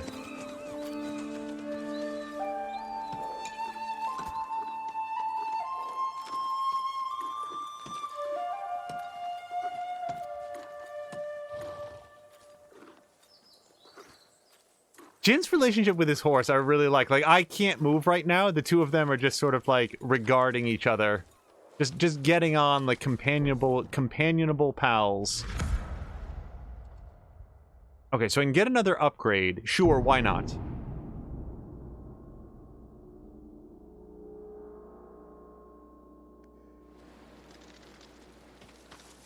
Yeah, Brian, I am... Watch Dogs Legion is... high on my anticipation list because just for you. It has been a while since I've played Watch Dogs 1 and then Watch Dogs 2. Watch Dogs 2 is a game that was actually played almost entirely on stream, and there is no archive of it because it was never intended to be a series. There is no episode 1 of Watch Dogs. There are a few clips of it, and it's possible that like at some point my producer like archived a specific episode, but it's not arranged into a collection. And that's just because it was a totally random game that I decided to throw on and be like, I'm gonna check this out. And like a surprising number of people came out. And as I've told in the story before, that series, like just that random sequence of streams was when I met I-95, and it was through I-95 that I wound up meeting Tashir. So I have a soft spot for Watch Dogs. I met a lot of great people from the just sort of like random decision to stream some Watch Dogs 2.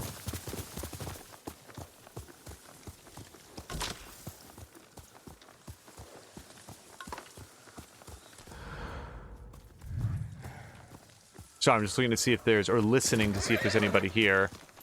Hello? I'm not here to bother anybody. You know what? It's been a minute. Let's check our outfit, and we're gonna go to what's the oops. What have we not worn in a while? I feel like we haven't worn white in a super long time. And then for the bandana, I don't think I'm ever gonna wear this. I just don't like the fact that it's blood stained. I don't mind blood. I just don't like the way that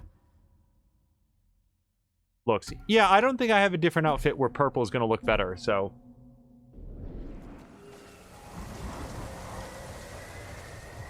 Bees sting each other? Wait, how? What? And hello to Ricardinho. I feel like a bee seeing another bee is like my plunging a stalactite into Mia. Like, that seems like a really large mass relative to the size of the creature. Someday we'll go for a peaceful ride. Is it playful? Like, they don't, like, that's just hard for me to process.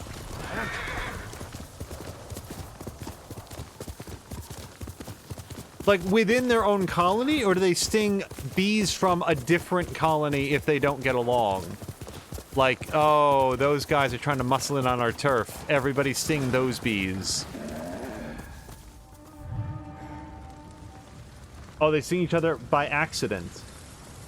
And stinging usually kills the bee. Yeah, I had the same thought as Trienne. Like, I get confused between bees, wasps, and hornets, but many of them, some of them at least, die when they sting. So it feels like if one bee stung another, you wind up with 2 dead bees.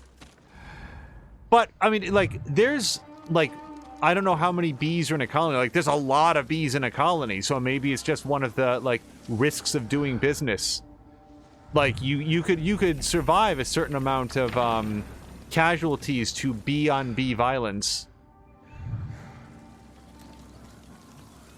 Yeah, Ricardinho, I hope that you are having a great week so far.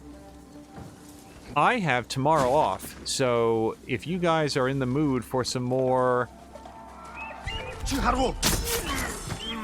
Ghost of Tsushima, or... Oh, nope. Okay. That snitch of an eagle.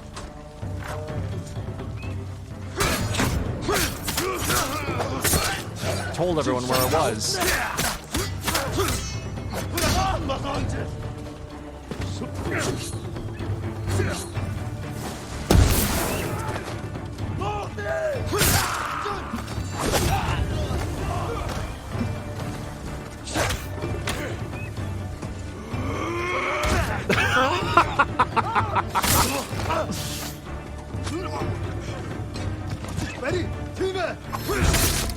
Whoops! Whoa, there were hostages. Oh. Sorry, I just really like that guy powering up to over 9,000 and then just getting the death boot. Okay, let's be more serious now.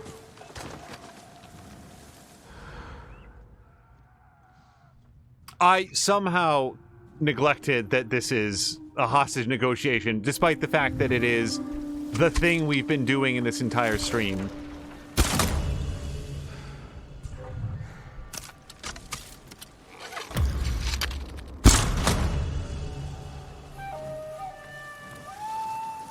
Apparently honeybees can sting other insects many times, but they lose their stinger when they sting mammals because it gets stuck inside their thick skin. Fuck off, bird. Where even is it? Oh, you were cheating by flying.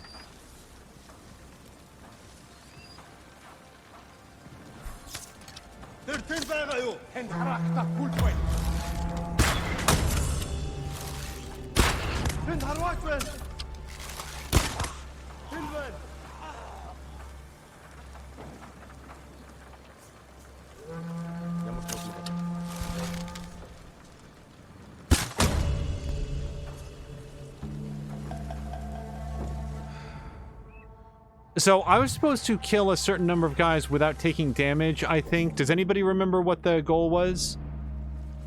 Maybe I already passed it. I'm not sure. You should also not go into the sun with lime juice on your hands. Well, there goes my Thursday. What does lime juice on the hands do? And where... Wow. These birds are jerks.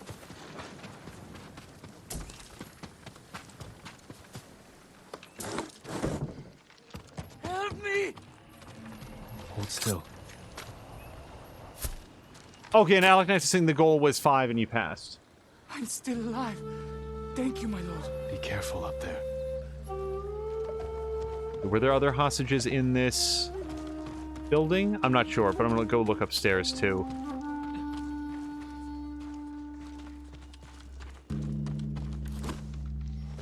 Wouldn't it be amazing if IO Interactive did a Hitman game with like a historical thing like this? Like not Agent 47, obviously. Like I'm not looking for any time travel in my Hitman-ness, but as much as I love Hitman, to see them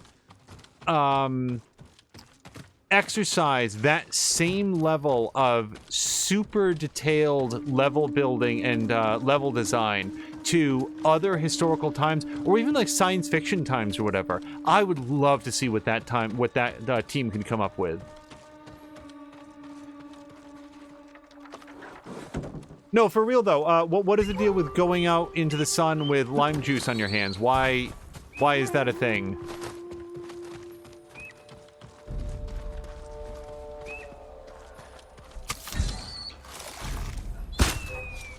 Oh, I like that we got a giant mist of blood.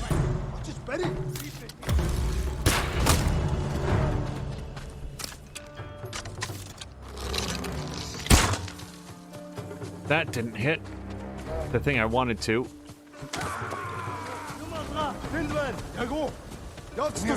No! Did I get him?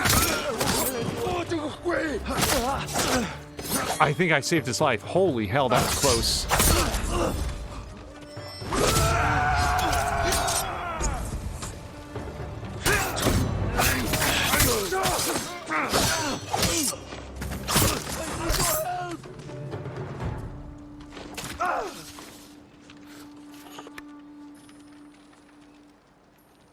So you're saying actually there's a special mission along those lines in Hitman 3, like the upcoming one?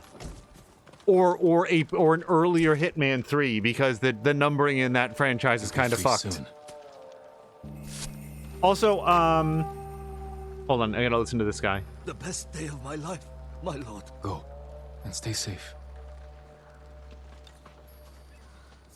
We should mention at some point that Jin is basically the feudal Japan version of Jigsaw, where he gets people out of dire situations that he technically might have had a hand in causing, and then they are so grateful that they go on to live very fruitful lives. But Devin says, research tests different smells and found that women are more attracted to cucumber scents and good and plenty licorice. It showed to increase the attractiveness of something or someone and increase chances of other activities with partners. That strikes me as apocryphal. However, I am going to go bathe in cucumber juice and black licorice.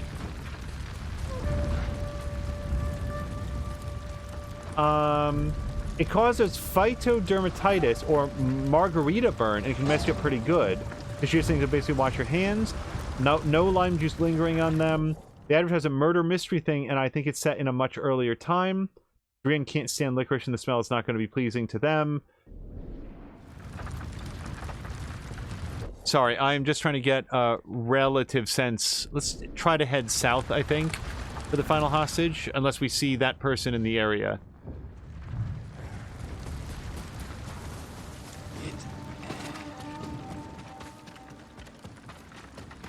Yeah, I think it's worthwhile to be very careful of this is what women like, or this is what people from that country like, because sometimes things feel true in a very, very broad generality, and then it is trivially easy to find, you know, so many examples where that's not the case, that even if it is a statistical likelihood, it is not useful information. So I'm just looking to see if there's any more fucking eagles.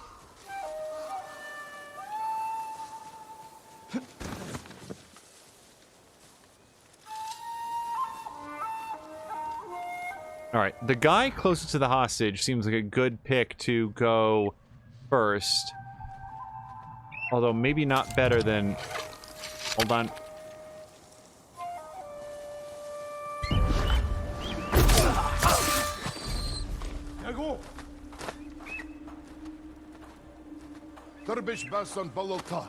Oh, he just keeps circling Buzzard. Oh, hello.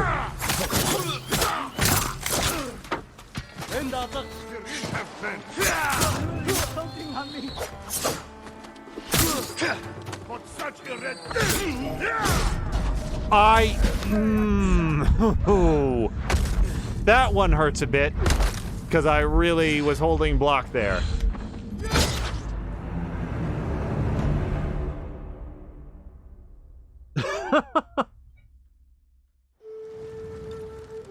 So I'm just reading what Chivalry said, and Mia is concurring. I thought it was EL Fudge, but I guess Good and Plenty's are on the menu as well. How far back am I? Not very far. Although I do have to kill 3 enemies without being seen again. I apparently you can unsucceed at the bonus objective if you die like a fool.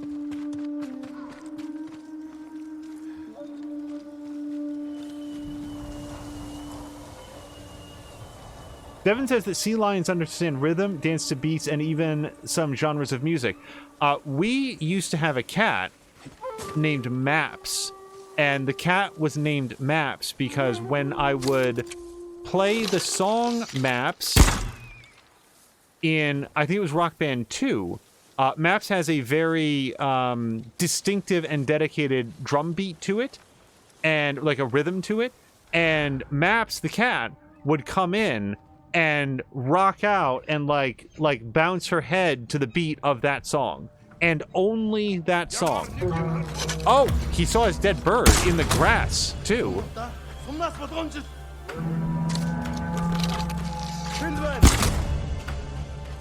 Does that count? Okay.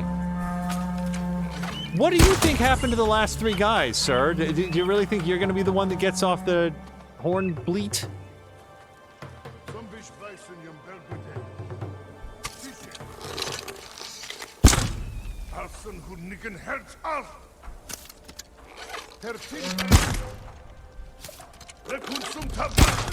I think he went to pull out the horn again.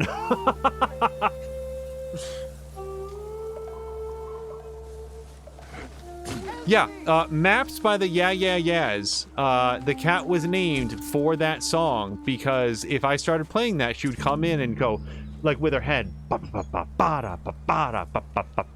It was very funny. You're going to be all right.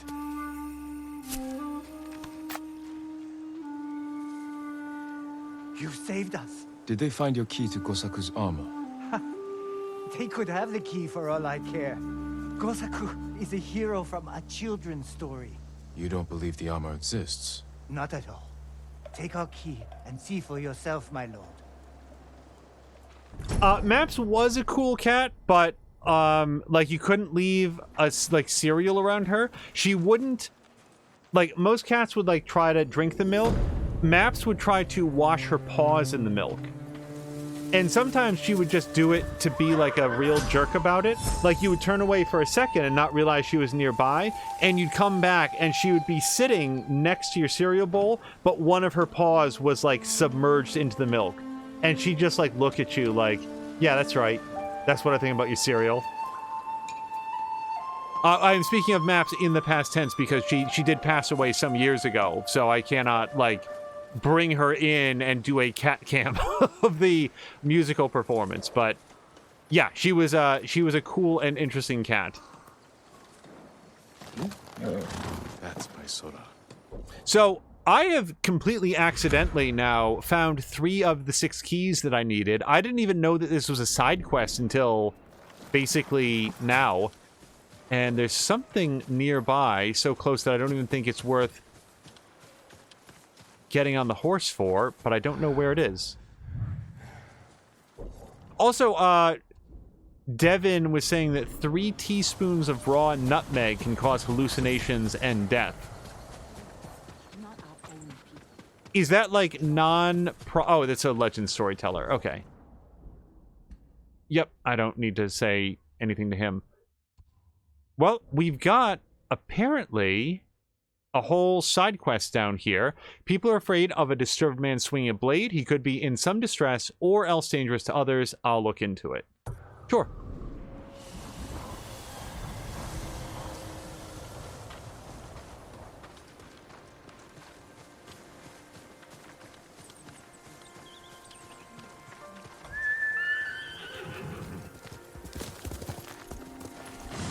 So the latest... Sora? The latest fun fact was more people die from cows and horses bucking or donkey kicks than sharks. And that he's sorry about Maps. Maps lived a good long life. I mean, she passed of old age. So, thank you.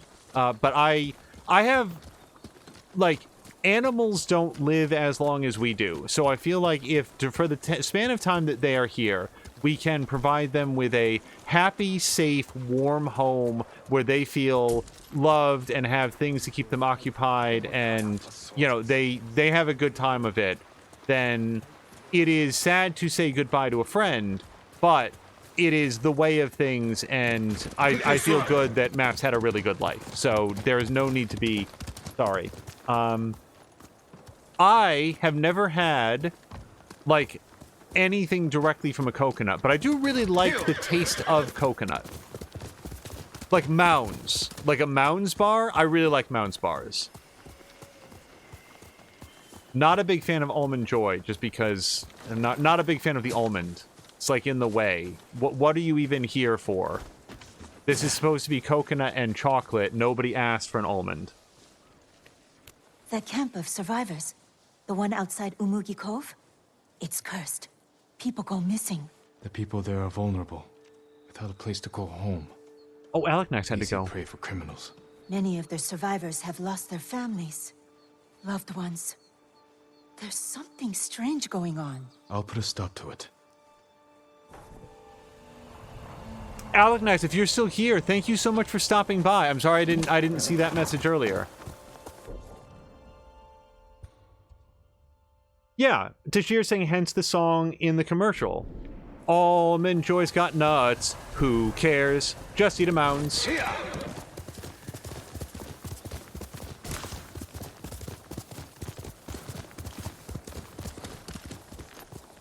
Wait, where is this alleged quest? Apparently out in the peninsula. Or the outlet? I don't know what you would call this. It's really not a peninsula.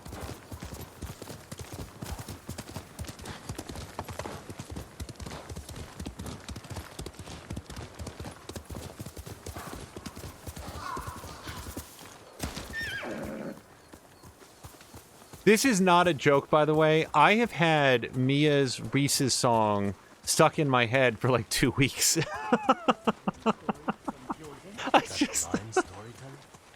I really like it. It's a clip. If anybody is welcome to grab the Mia's Reese's commercial clip. Oh, I still like it so much. So, I cannot get out there. I don't think. Can I swim this? Sir, are these waters treacherous? No, he's not going to answer me because he can't hear me. I guess we'll go for a swim.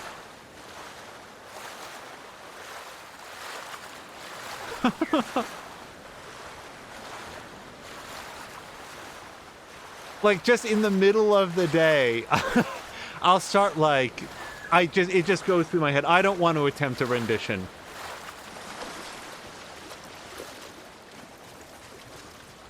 That and the Alan Wake one. The Alan Wake one where she goes... Eat my flare. I don't know what that was. And then you have to do this part very, very carefully.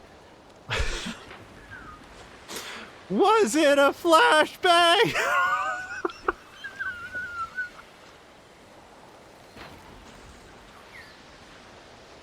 It's...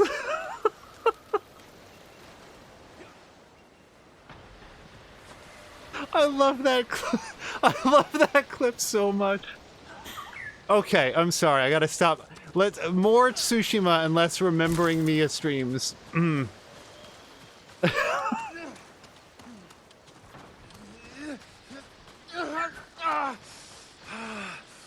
Come on, Otosuke.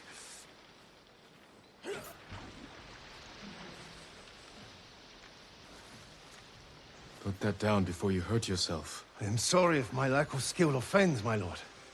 But I have to do something. The Mongols captured my daughter. Where did the dogs take her? Out of the ships. The ones with the Lord's sails. 2 vessels. Who knows how many Mongols? You won't stand a chance. I found a boat, a sword. Maybe a friendly samurai can help? Get in the boat and grab an oar. You're too kind, my lord. Just leave the fighting to me.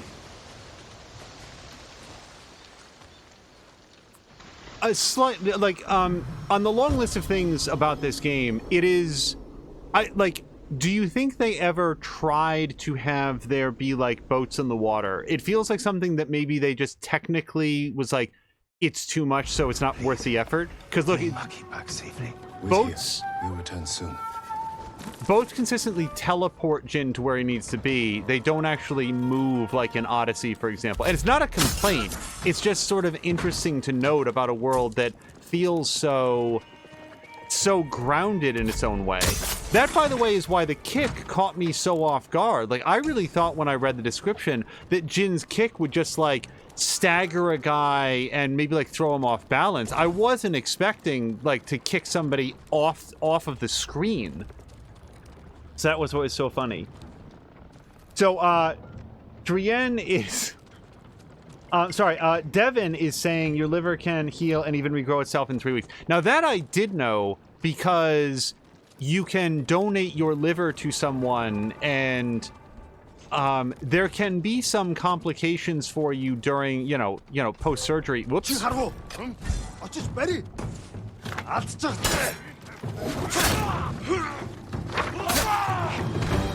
Where are you going? Hold on. See the red skull over your head?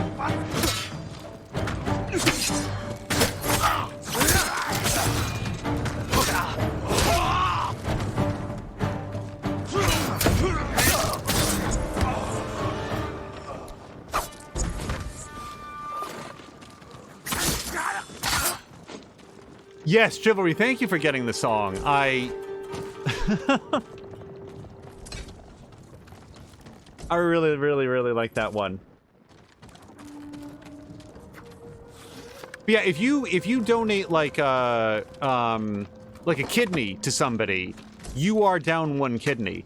If you donate your liver to someone, I mean, you need to consult with a medical professional about what can be some, as with any surgery, some potentially very serious complications from the surgery. But in the long run, you will be perfectly fine because you will regenerate your liver. It's mostly about that period in time, immediately afterwards.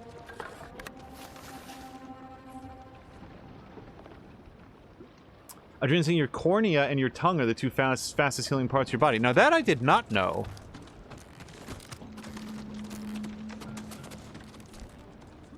I'm glad to hear that about the cornea. I try to keep... Okay, so if anybody wanted to know the exact moment when I learned that there were grappling points on the side of the boat, that was it.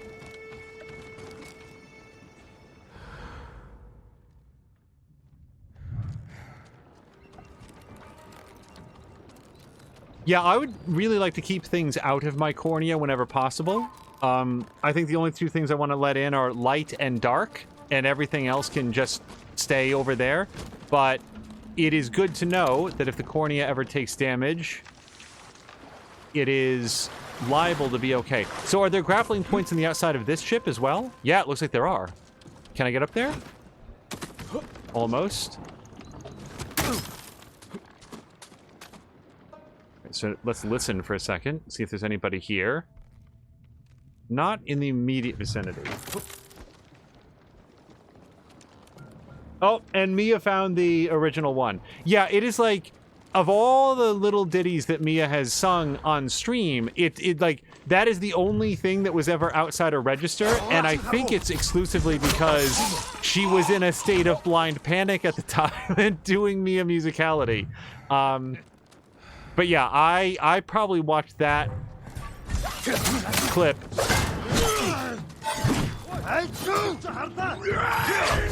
Okay, hold on, hold on. Well, whatever gets that guy away from the hostage is good.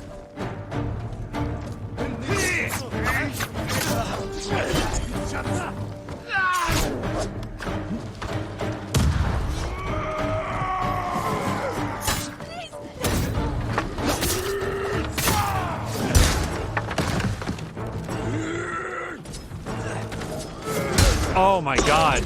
Ugh. Big shield guy deserves a raise. Because he's doing a very good job of protecting the guys that I don't want to have protected.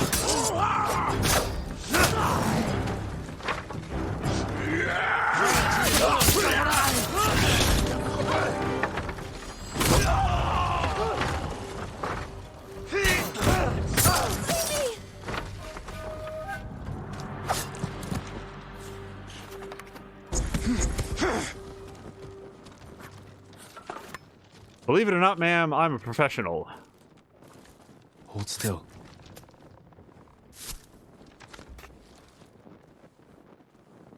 Maki, Yes, your father's waiting with his boat.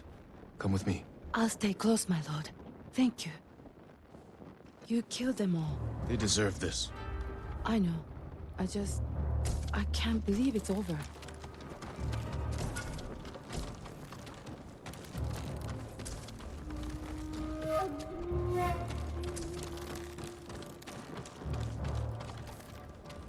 I think Mia's probably already answered the question, but yeah, the Eat My Flare song was a song redemption for channel points on Mia, and it was in the middle of Alan Wake, and the combat in that was very, very challenging on mouse and keyboard, so as a result, it led to some tense moments, and those tense moments were very fun when given a soundtrack. Hold on a second. I didn't mean to do that. Yeah, Black Powder Palm right out into them, right?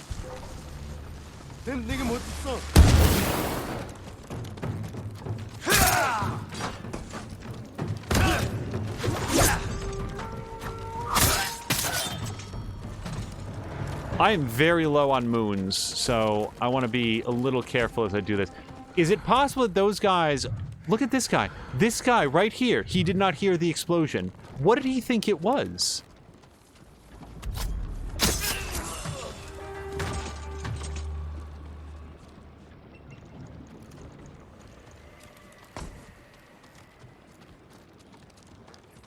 Challenge remaining enemies. No, thank you. I will creep up on them quietly and slowly.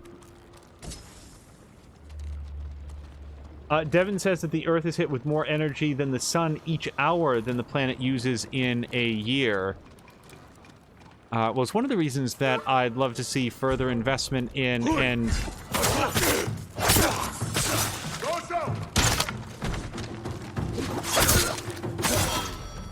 development on photovoltaic cells, because I feel like solar energy is... extremely promising.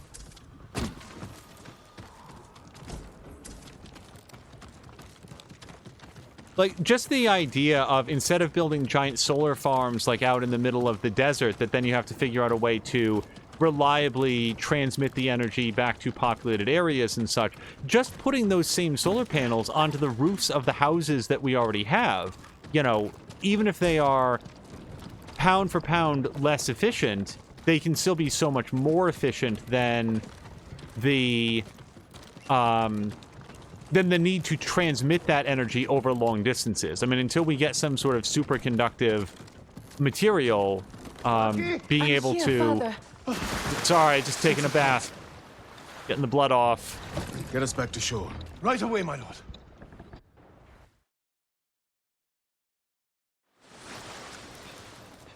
You're safe now. I was with them for days, Father. Days. I should have come sooner. You both need rest. Get to shelter as soon as you have the strength to run. We will, my lord. Thank you.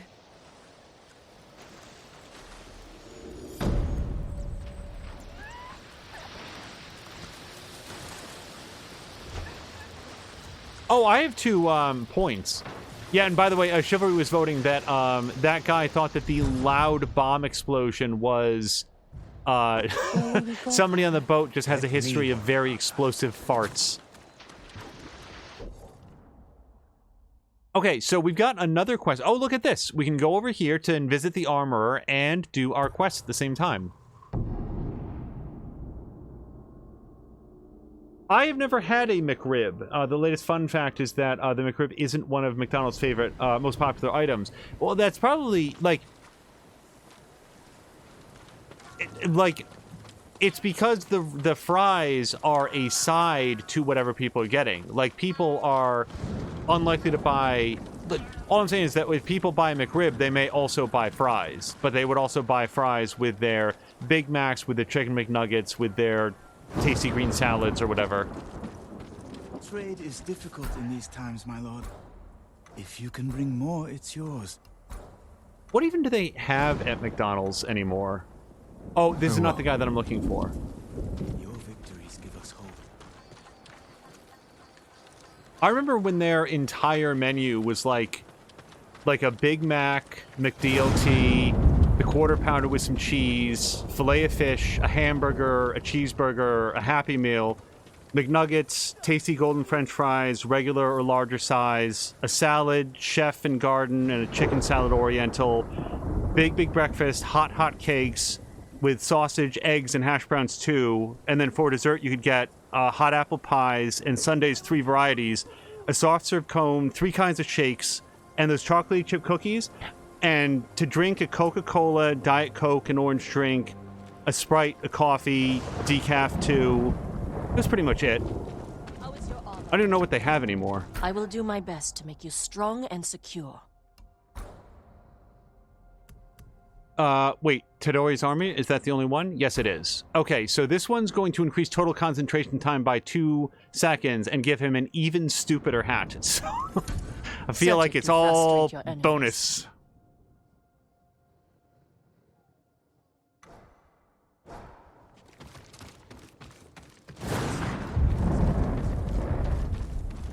Oh, but he puts it on.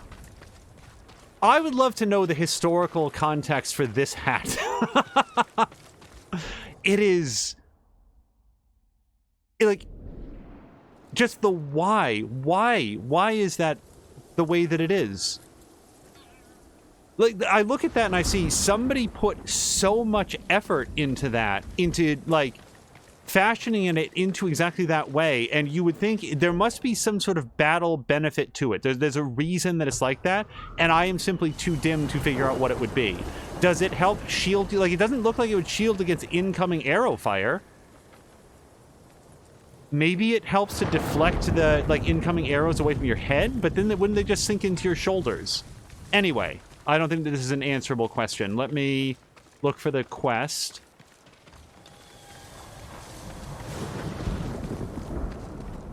Oh, Devin's asking, why do I know? Well, that was a thing from back in the day.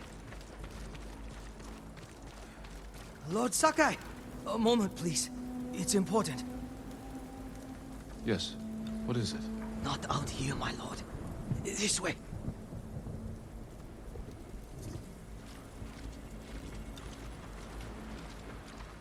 My name is Hyoe. This is my shop. Are you trying to sell me something? Oh, no, my lord.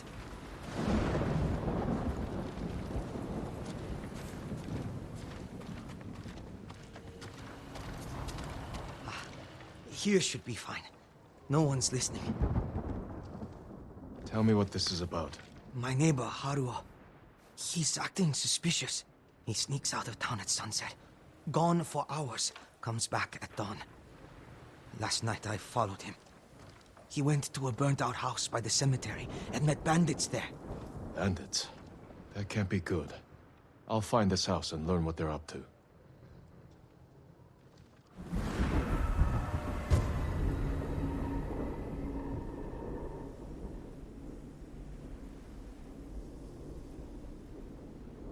Thank you, Hyoe. Of course, my lord. I'm actually going to wear this for a little while. Just, maybe through this quest. So investigate the home by the Azumo Cemetery, which is which way now? This way. Also, Devin was saying all versions of Tom and Jerry has been recorded as the most popular children's TV show for more than 3 decades. Honestly, I would have thought Scooby-Doo, just because there's so many versions of Scooby-Doo, and like the characters are highly recognizable, they talk a lot, they go on fun adventures. Like Tom and Jerry are non-verbal as far as I can remember. Like Tom's owner talks to him every once in a while. Also, have you, like, I just remember when I was young feeling like if you compared the size, like you never see Tom's owner except for like below the knee, but if you compare like just the size of her legs and shoes, Tom seems like a very, very small cat compared to that owner.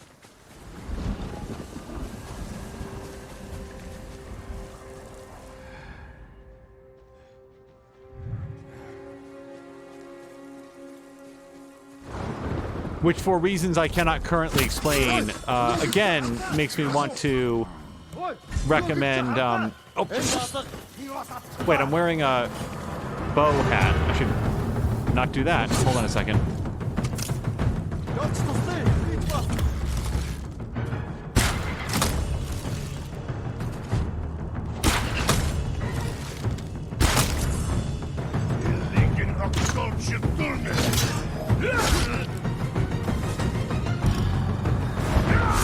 I need to stop trying to block that.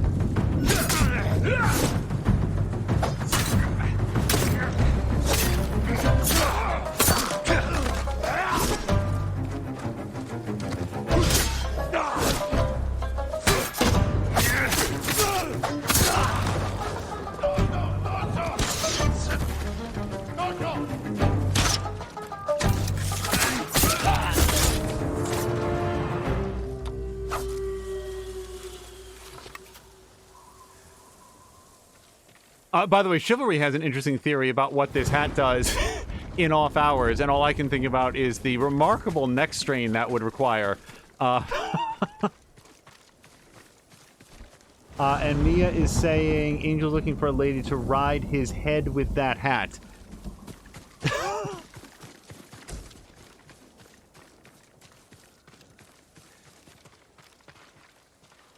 Sorry, I am also looking for... Why did I come here? And also, wait. Is there a cricket? Sorry, I have to take off my thing because usually in cemeteries there's a cricket. And not currently.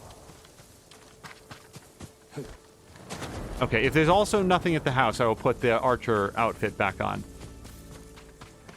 Is that the house up there? I think it is.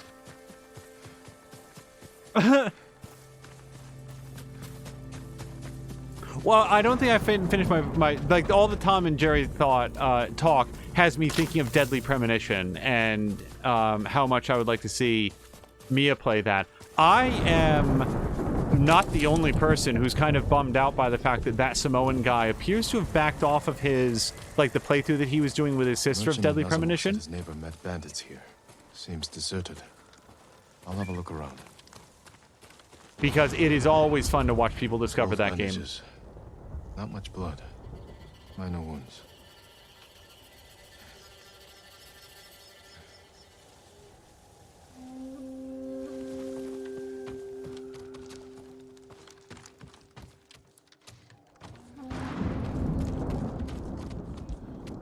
Someone's meal, eaten recently.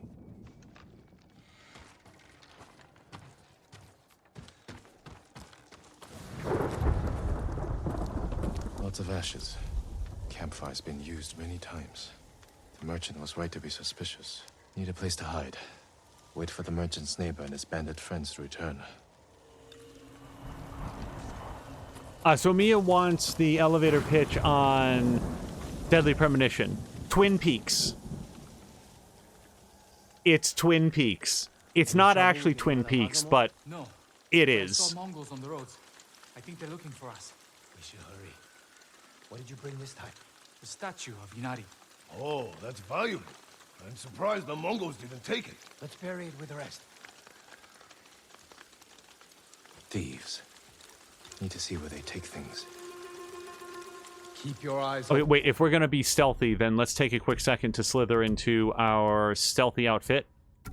Oh, which I can do another thing here. So, let's see if we have any more charms of shadows or other things to avoid being seen. Not offhand. So ghost weapons dealing 20% more damage. I mean, that's an early favorite, so let's put that in for now.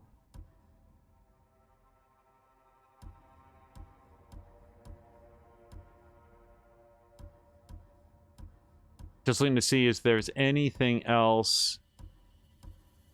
So the only other one is the double damage, because there's already so many bonuses to melee damage that to double it on top of that, I don't know if that would be overkill or... Yeah, let's do ghost weapons deal 20% more damage, because this is our stealth outfit. I feel like that's going to be a good fit. How are the others? Hiding. Mongols rode by the house a few times, but so far everyone is safe.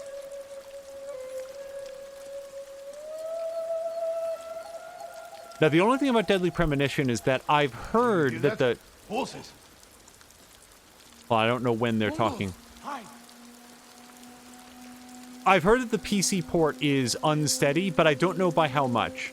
For example, Batman Arkham Knight was famously, like, unplayably broken when it came out, except that I played it when it came out on PC and had no problems at all. It ran perfectly.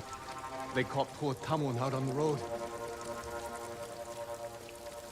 The patrols are getting worse. Must be that samurai. He's got Mongols chasing him all over the prefecture. I hope he kills the bastards.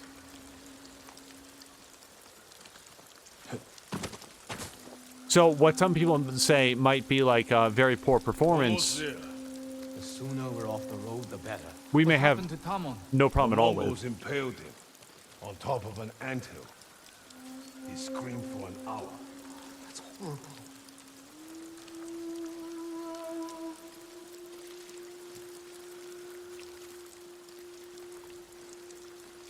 Fortunately, these guys are very incurious. They're not the sort that seem to be turning around and checking for tails. Let's hurry and finish this.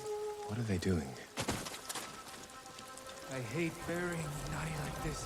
Better in a grave than Mongol shit. They don't sound like thieves.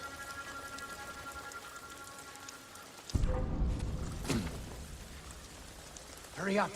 Something's not right. Is this close enough, or does it want me to get closer?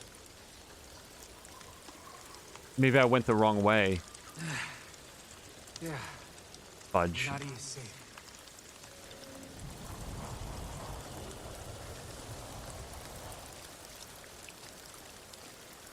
Oh, confront the bandits, now it says. Okay. It seems like they were just trying to be nice. Like, bury That's enough. something. Don't move. Damn! I knew we'd been followed. Wait. It's the samurai. I'm glad it's you, my lord. That's a strange reaction from a thief. We're not thieves. You drove the Mongols from Azamo Bay. But what if they come back to raid us? We're hiding the most important things from our shrine. Just in case. Totoro! Kihei! Come quick! Wukong? You shouldn't have left the others.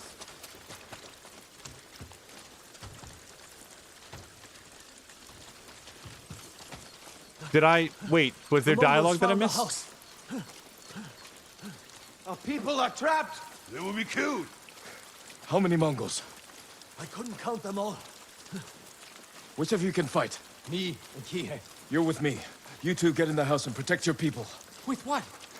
Everything you've got. Mongols!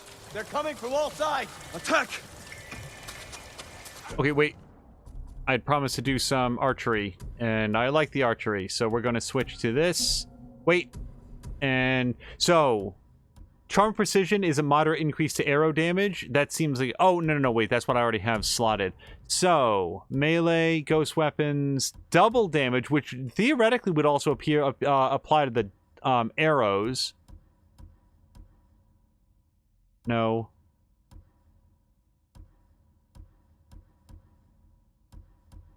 Okay, let's go with the chance for double damage.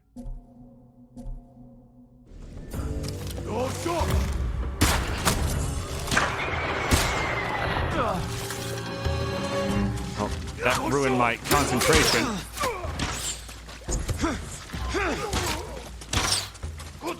Behind you!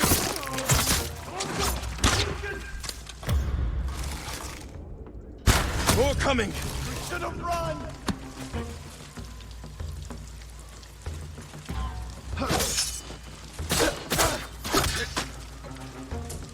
Ready? Beat back! They're not giving up! You got the eye!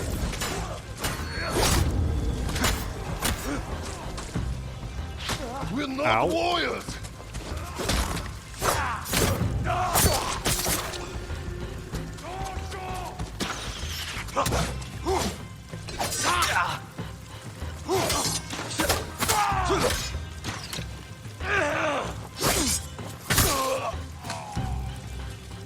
Where is the archer? That's not him.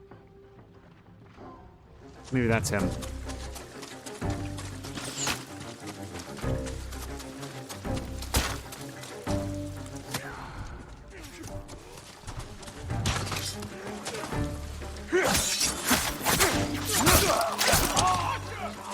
Man, I really need clear eyes on these guys. Okay.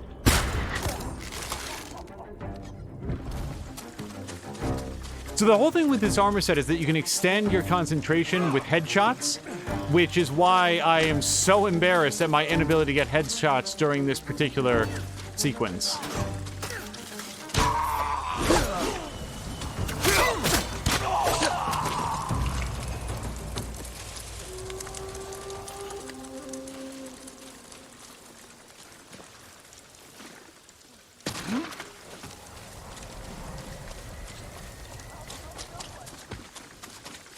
But I will look at Devin's fact in just a second. No, you kept him away.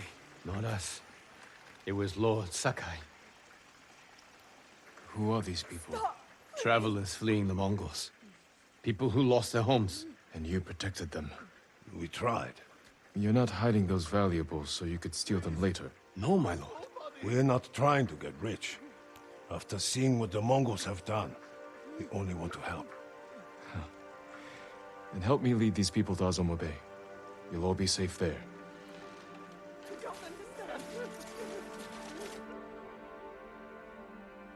So, Devin was saying that Spider-Man films gross more than just about any other superhero film other than teen films or Batman. Stop! Which... I know bandits when I see them. You're not welcome here.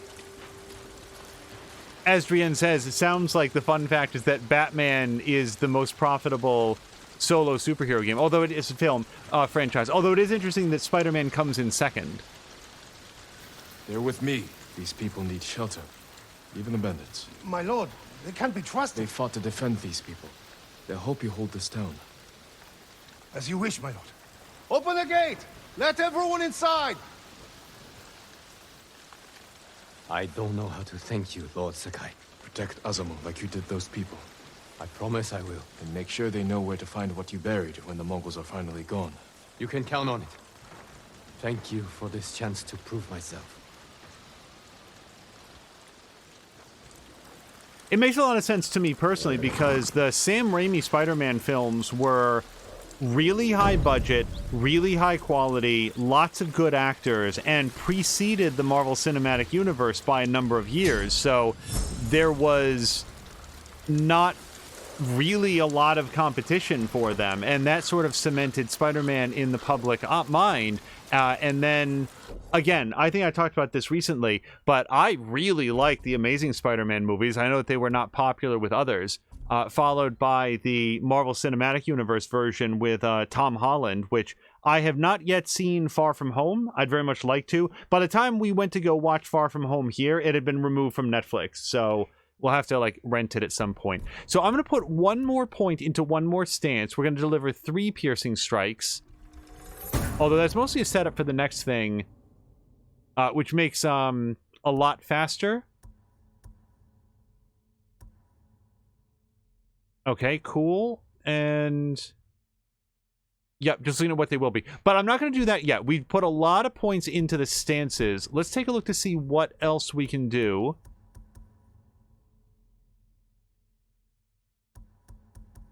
Oh, you know what I wanted? This was recommended by Patikin a long time ago, and I actually have been thinking a lot about it. So perform a jumping strike from your horse to tackle your enemy and inflict stagger damage. I'm going to strike from horseback with triangle, and then we don't have enough points to get down to the bottom. I would be surprised if I ever successfully do a perfect dodge, but I'd like to have the ability to at least try. And then terrifying parry. Sounds cool, but what else can we do in here?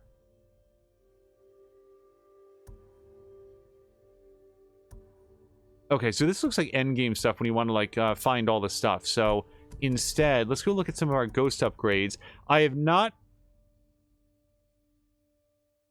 Okay, so you can basically throw the bomb without getting hit yourself, and since that happened to me recently, I'm inclined to get that. Although, you know what? Let's do a mental fortitude. Reduce concentration cooldown by 15%. Because, yeah, I feel like I'm out of that for a long time when I make use of it. Okay, Charm of Broken Barriers. Breaking an enemy's defense grants 15% resolve. Well, I do that a lot in every stance. None more so than the Ronin attire. Oops. Is there anything that I'd want to be rid of? Probably this one. Yeah, so we're going to trade in the bonus to damage with ghost weapons to... hold on, I lost it.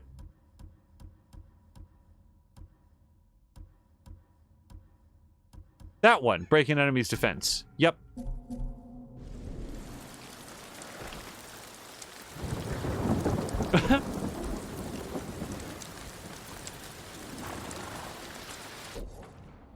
Okay, and that... Nope, we're not quite done. I was about to say that's a pretty good tour of the southern areas here. We do have some, like, shaded areas that I will probably check out.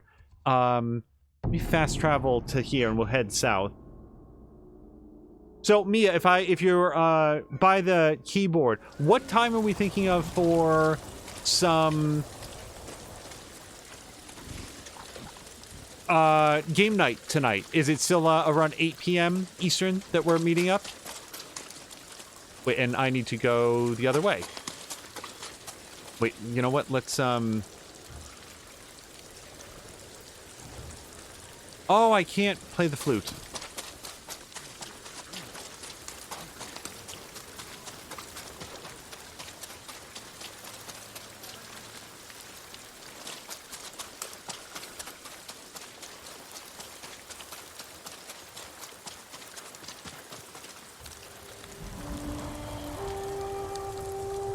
Now, if anything, this tune should intensify the storm, I think.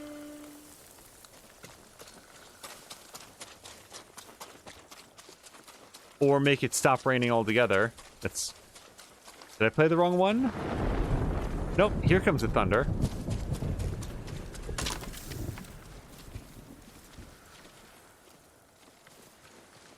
Okay, so Phasmophobia is going to be what we try out tonight. I have not yet had a chance to do some of the research that I had hoped to do in terms of learning a little bit more about, like, how the game is structured. Like, I have thoughts, but not a lot of, clarity isn't really like the right word. It's that,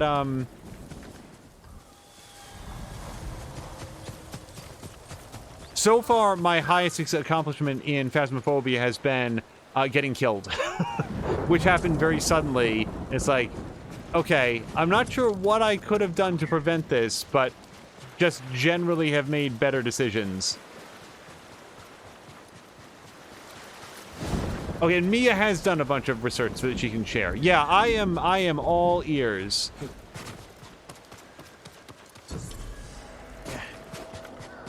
Are you okay?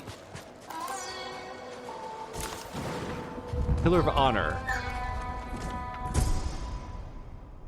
Okay, is this a new sword set? Yes, it is. I am not a fan of that design.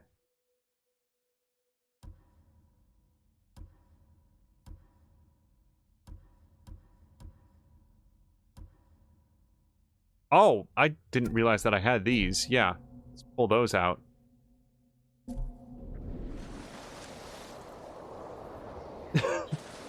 Samlander is saying that you can prevent death in Phasmophobia by getting good. Samlander, how are you doing? Samlander, we got to pay a chance to watch a bunch of your Factorio stream. Holy hell, you're good at Factorio.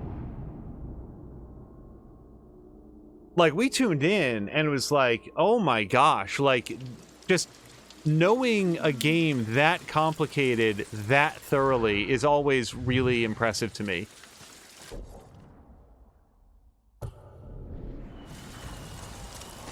As we're gonna ride north here, and since we're at the moment we're just sort of taking a look into the darkness of the map, I think that we are more or less done scouring through the southern portion of the island. This was something that we talked about doing. Maybe, you know, maybe this is the sort of thing that should be done off stream, but I am very, very glad that we didn't, because we got to hang out with Devin and Drienne and Tashir and Mia and Azarik, and now Samlander is here, and I'm very worried now that Club stopped by for a while and may still be here.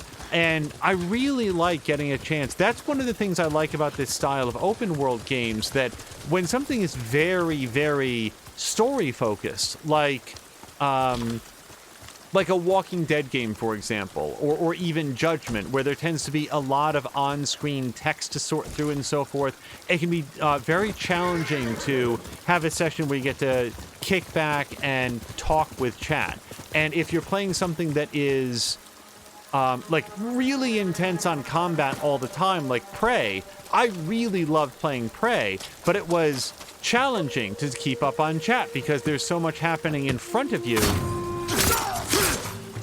that it's like, how do you keep up with what's happening slightly over to one side, which is where we have the chat arranged.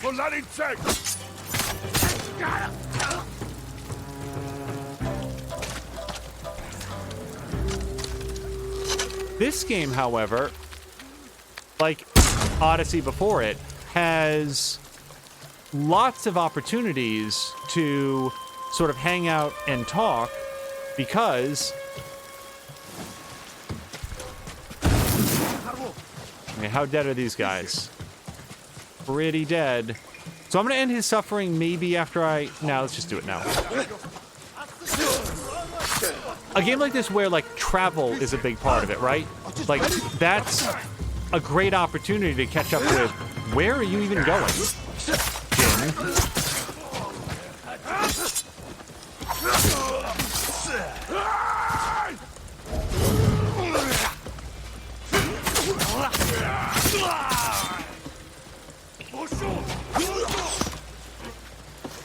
I'm trying to put away my sword faster. Who is shooting? That person.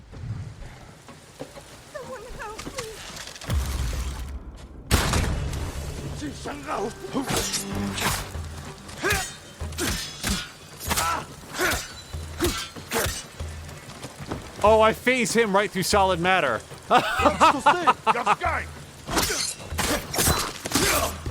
I'm sorry, buddy. I'll get you out of there.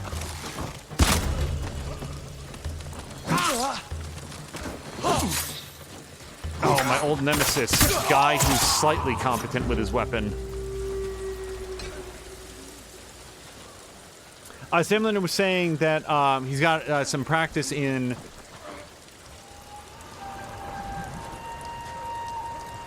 Factorio, and also that stream was simple stuff like setting up outposts. The fun ones are when he does new factory builds. Yeah, I just only recognize what I saw as being Factorio due to the art style. You were so far ahead of anything that I've even attempted.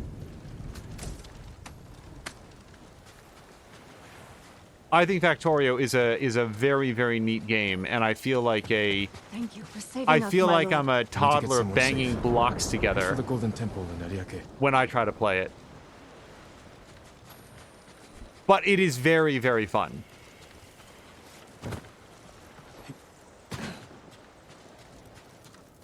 Just glance around here. Oh, you know what we should do? Because this is exactly the sort of area where they tend to have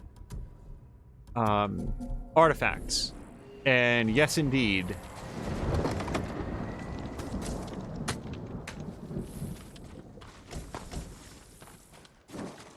Let me try to figure out where Firefly's pointing. Yes.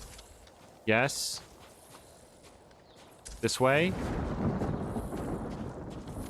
But we were talking about, like, different movies that people like and people have seen. I have a completely inexplicable love of the 1978 version of Invasion of the Body Snatchers. The one that everybody memes with, Donald Sutherland. Like, that one. I just really love that movie for some reason. And I don't even, like, I can't even figure out what it is about it. That movie is pure comfort food to me. Anyway, the Ur-2, a system of couriers and relay stations used extensively by the Mongol Empire, Genghis Khan in particular gave special attention to expanding the network as it was instrumental in providing information and supplies to the fast-moving Mongol armies. So I guess the box, sorry, the platform of rocks in the little box must be the relay station element of that. Similar saying that I should play more. Like, Tashir has also voted for that. And I was playing a little bit off stream and trying to get a little bit more comfortable with it. My my early takeaway from Factorio is that it feels like it requires a heavy time investment to make much in the way of progress, which is one of the fun things about it.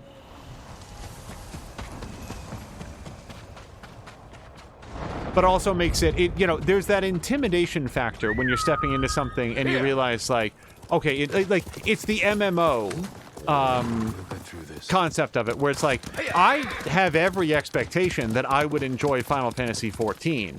And you can play Final Fantasy XIV for dozens and dozens and dozens of hours entirely for free. They're giving away wide swaths of that game to people who want to download the free client and jump in. And yet I don't do it because it's like, that is like in for a penny, in for a pound on that. If you're gonna, you know, go into Final Fantasy XIV or any MMO, you have to be prepared for the long haul on it. And every time I think about it, it's like, but Ghost of Tsushima, Prey, Plague Tale Innocence. Like, there's so many smaller scale games, even big games like this, that would take a fraction as much time. So that's, like, this is nothing at all against Factorio. I think Factorio was a fantastic buy. I cheated the system. I got Factorio for $25 instead of the, it is 30 and will always be 30 and nothing will ever make it less than 30, because during one of their holiday sales, Steam had, like, you know, buy $15 worth of something to get a $5 coupon. So I bought $15 or whatever it was, whatever the threshold was, of stuff that I was going to buy anyway, and then use the $5 coupon on Factorio. So I did it. I beat the developers at their own game. And by the way, like, I should make it clear that I actually really like what they're doing there. For anybody who is unclear on the topic, Factorio in the United States of America is $30.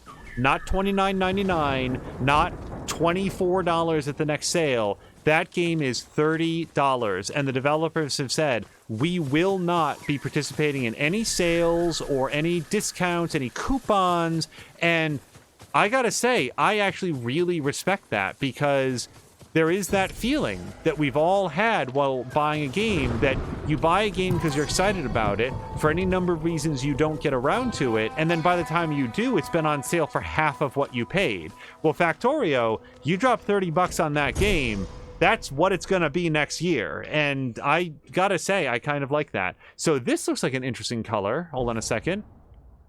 See, this color I kind of like. It's not mahogany, really. Cherry?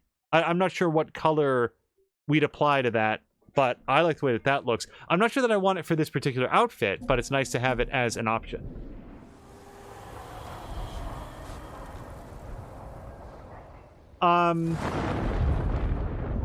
Pause for 1 second. Sam Leonard saying if you ever want help, otherwise he likes watching new players. He thinks he averages about 40 hours from the map, on a map to the first rocket launch. People who are bad at the game can get there in under 10. We won't talk about speedrunners. He bought it for 15 originally. And he's also gotten it for 20, 25, and 30 like 10 times now. So 15, was that like the super early, like the early adopter version of it? Also, is this bird still trying to lead me to something, or is it just... it's done its job and it's taking off? Well, I see a caravan down there. We can probably go down and say howdy do.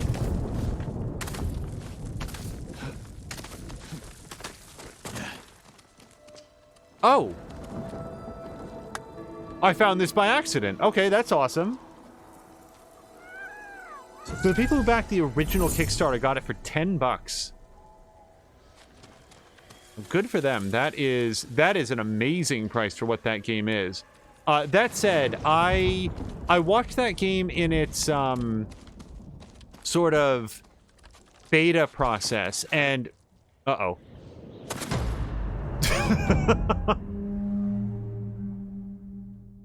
The price has slowly increased as it got closer to completion. So I guess I have to go back up from here, is what I'm learning. Yep, it doesn't look like there's any further downs from here. Yeah, by the time I became aware of Factorio as a product, as a concept, it was $30 at that time. It might have been $25. But I didn't get it at that price. And then I saw, okay, now it is 30. And according to Little Explainer, it's like, this game is 30. It's always going to, like, we're not going to drop the price on it. So if you want it, buy it. It's going to be $30. And, you know, that seems fair to me. Specifically because, like, here's an actual real-world event right now. I know, for a fact, I'm going to play Assassin's Creed Valhalla. I am not going to play it right now, and if I know anything about Ubisoft games, that game could legitimately be 40% off by Black Friday. So it kind of feels like I should wait until like the day I'm gonna play it to put down my money, and that's the attitude that Ubisoft has cultivated. And I am by no means against price drops. I love price drops. I get lots of very, very cheap games, and like Mia is very rapidly building out an extensive game collection for pennies on the dollar from when these games were first released. But at the same time, again, like, I bought Factorio for like the cheapest price that was available to me, and was like, I got a really good deal because I know it's not going to drop in price anytime soon. I would be interested though in how Samalander managed to land it for 10 or 15 multiple times. Samalander saying we should get Mia to try Factorio. Her rage would be glorious.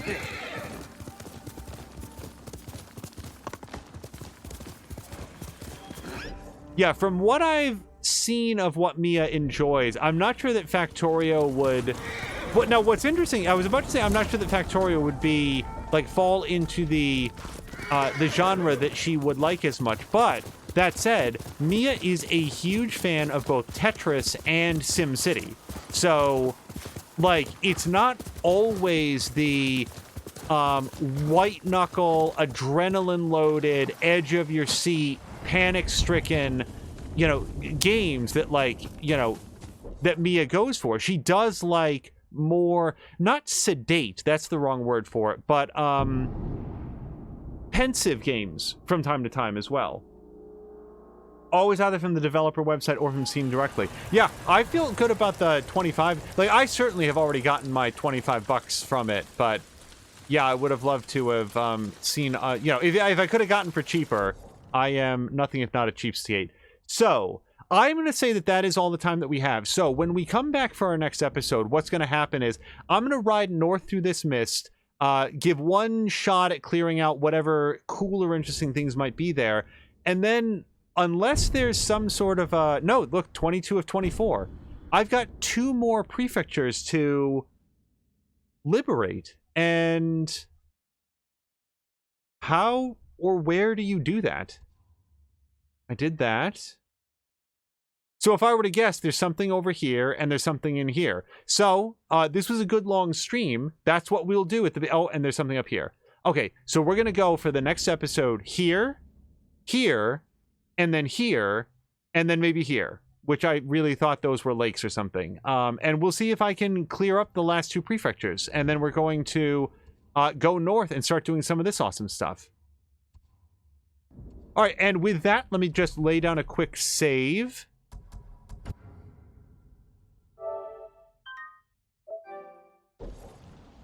Okay, Mia's saying, do you use the correct term for me when talking about Tetris? Tetris Queen, please and thank you. I will certainly adhere to that. Yeah, and Salmon that's also very true. He found Mia through Graveyard Keeper. Yeah, she is... She enjoys a wide variety of games, including ones that, like, I knew that Mia... Sorry, I had a very strong suspicion that Mia was going to enjoy Graveyard Keeper based on the subject matter and her professed love of Stardew Valley. Because there is, like, Graveyard Keeper is not a parody of or a perversion of Stardew Valley, and yet it could have been.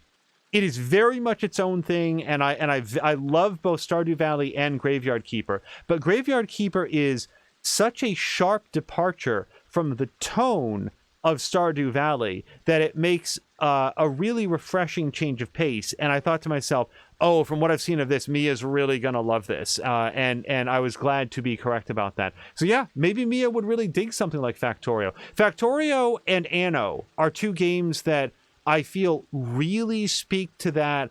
I have a lot going on in my head. I need to expel some of this energy in a, like, I'm going to organize things in a precise manner for a long time. And those games really do it for me. So, yeah, like I said, I've been practicing some, what is the phrase? Factorio off stream, and maybe we'll do some more of that.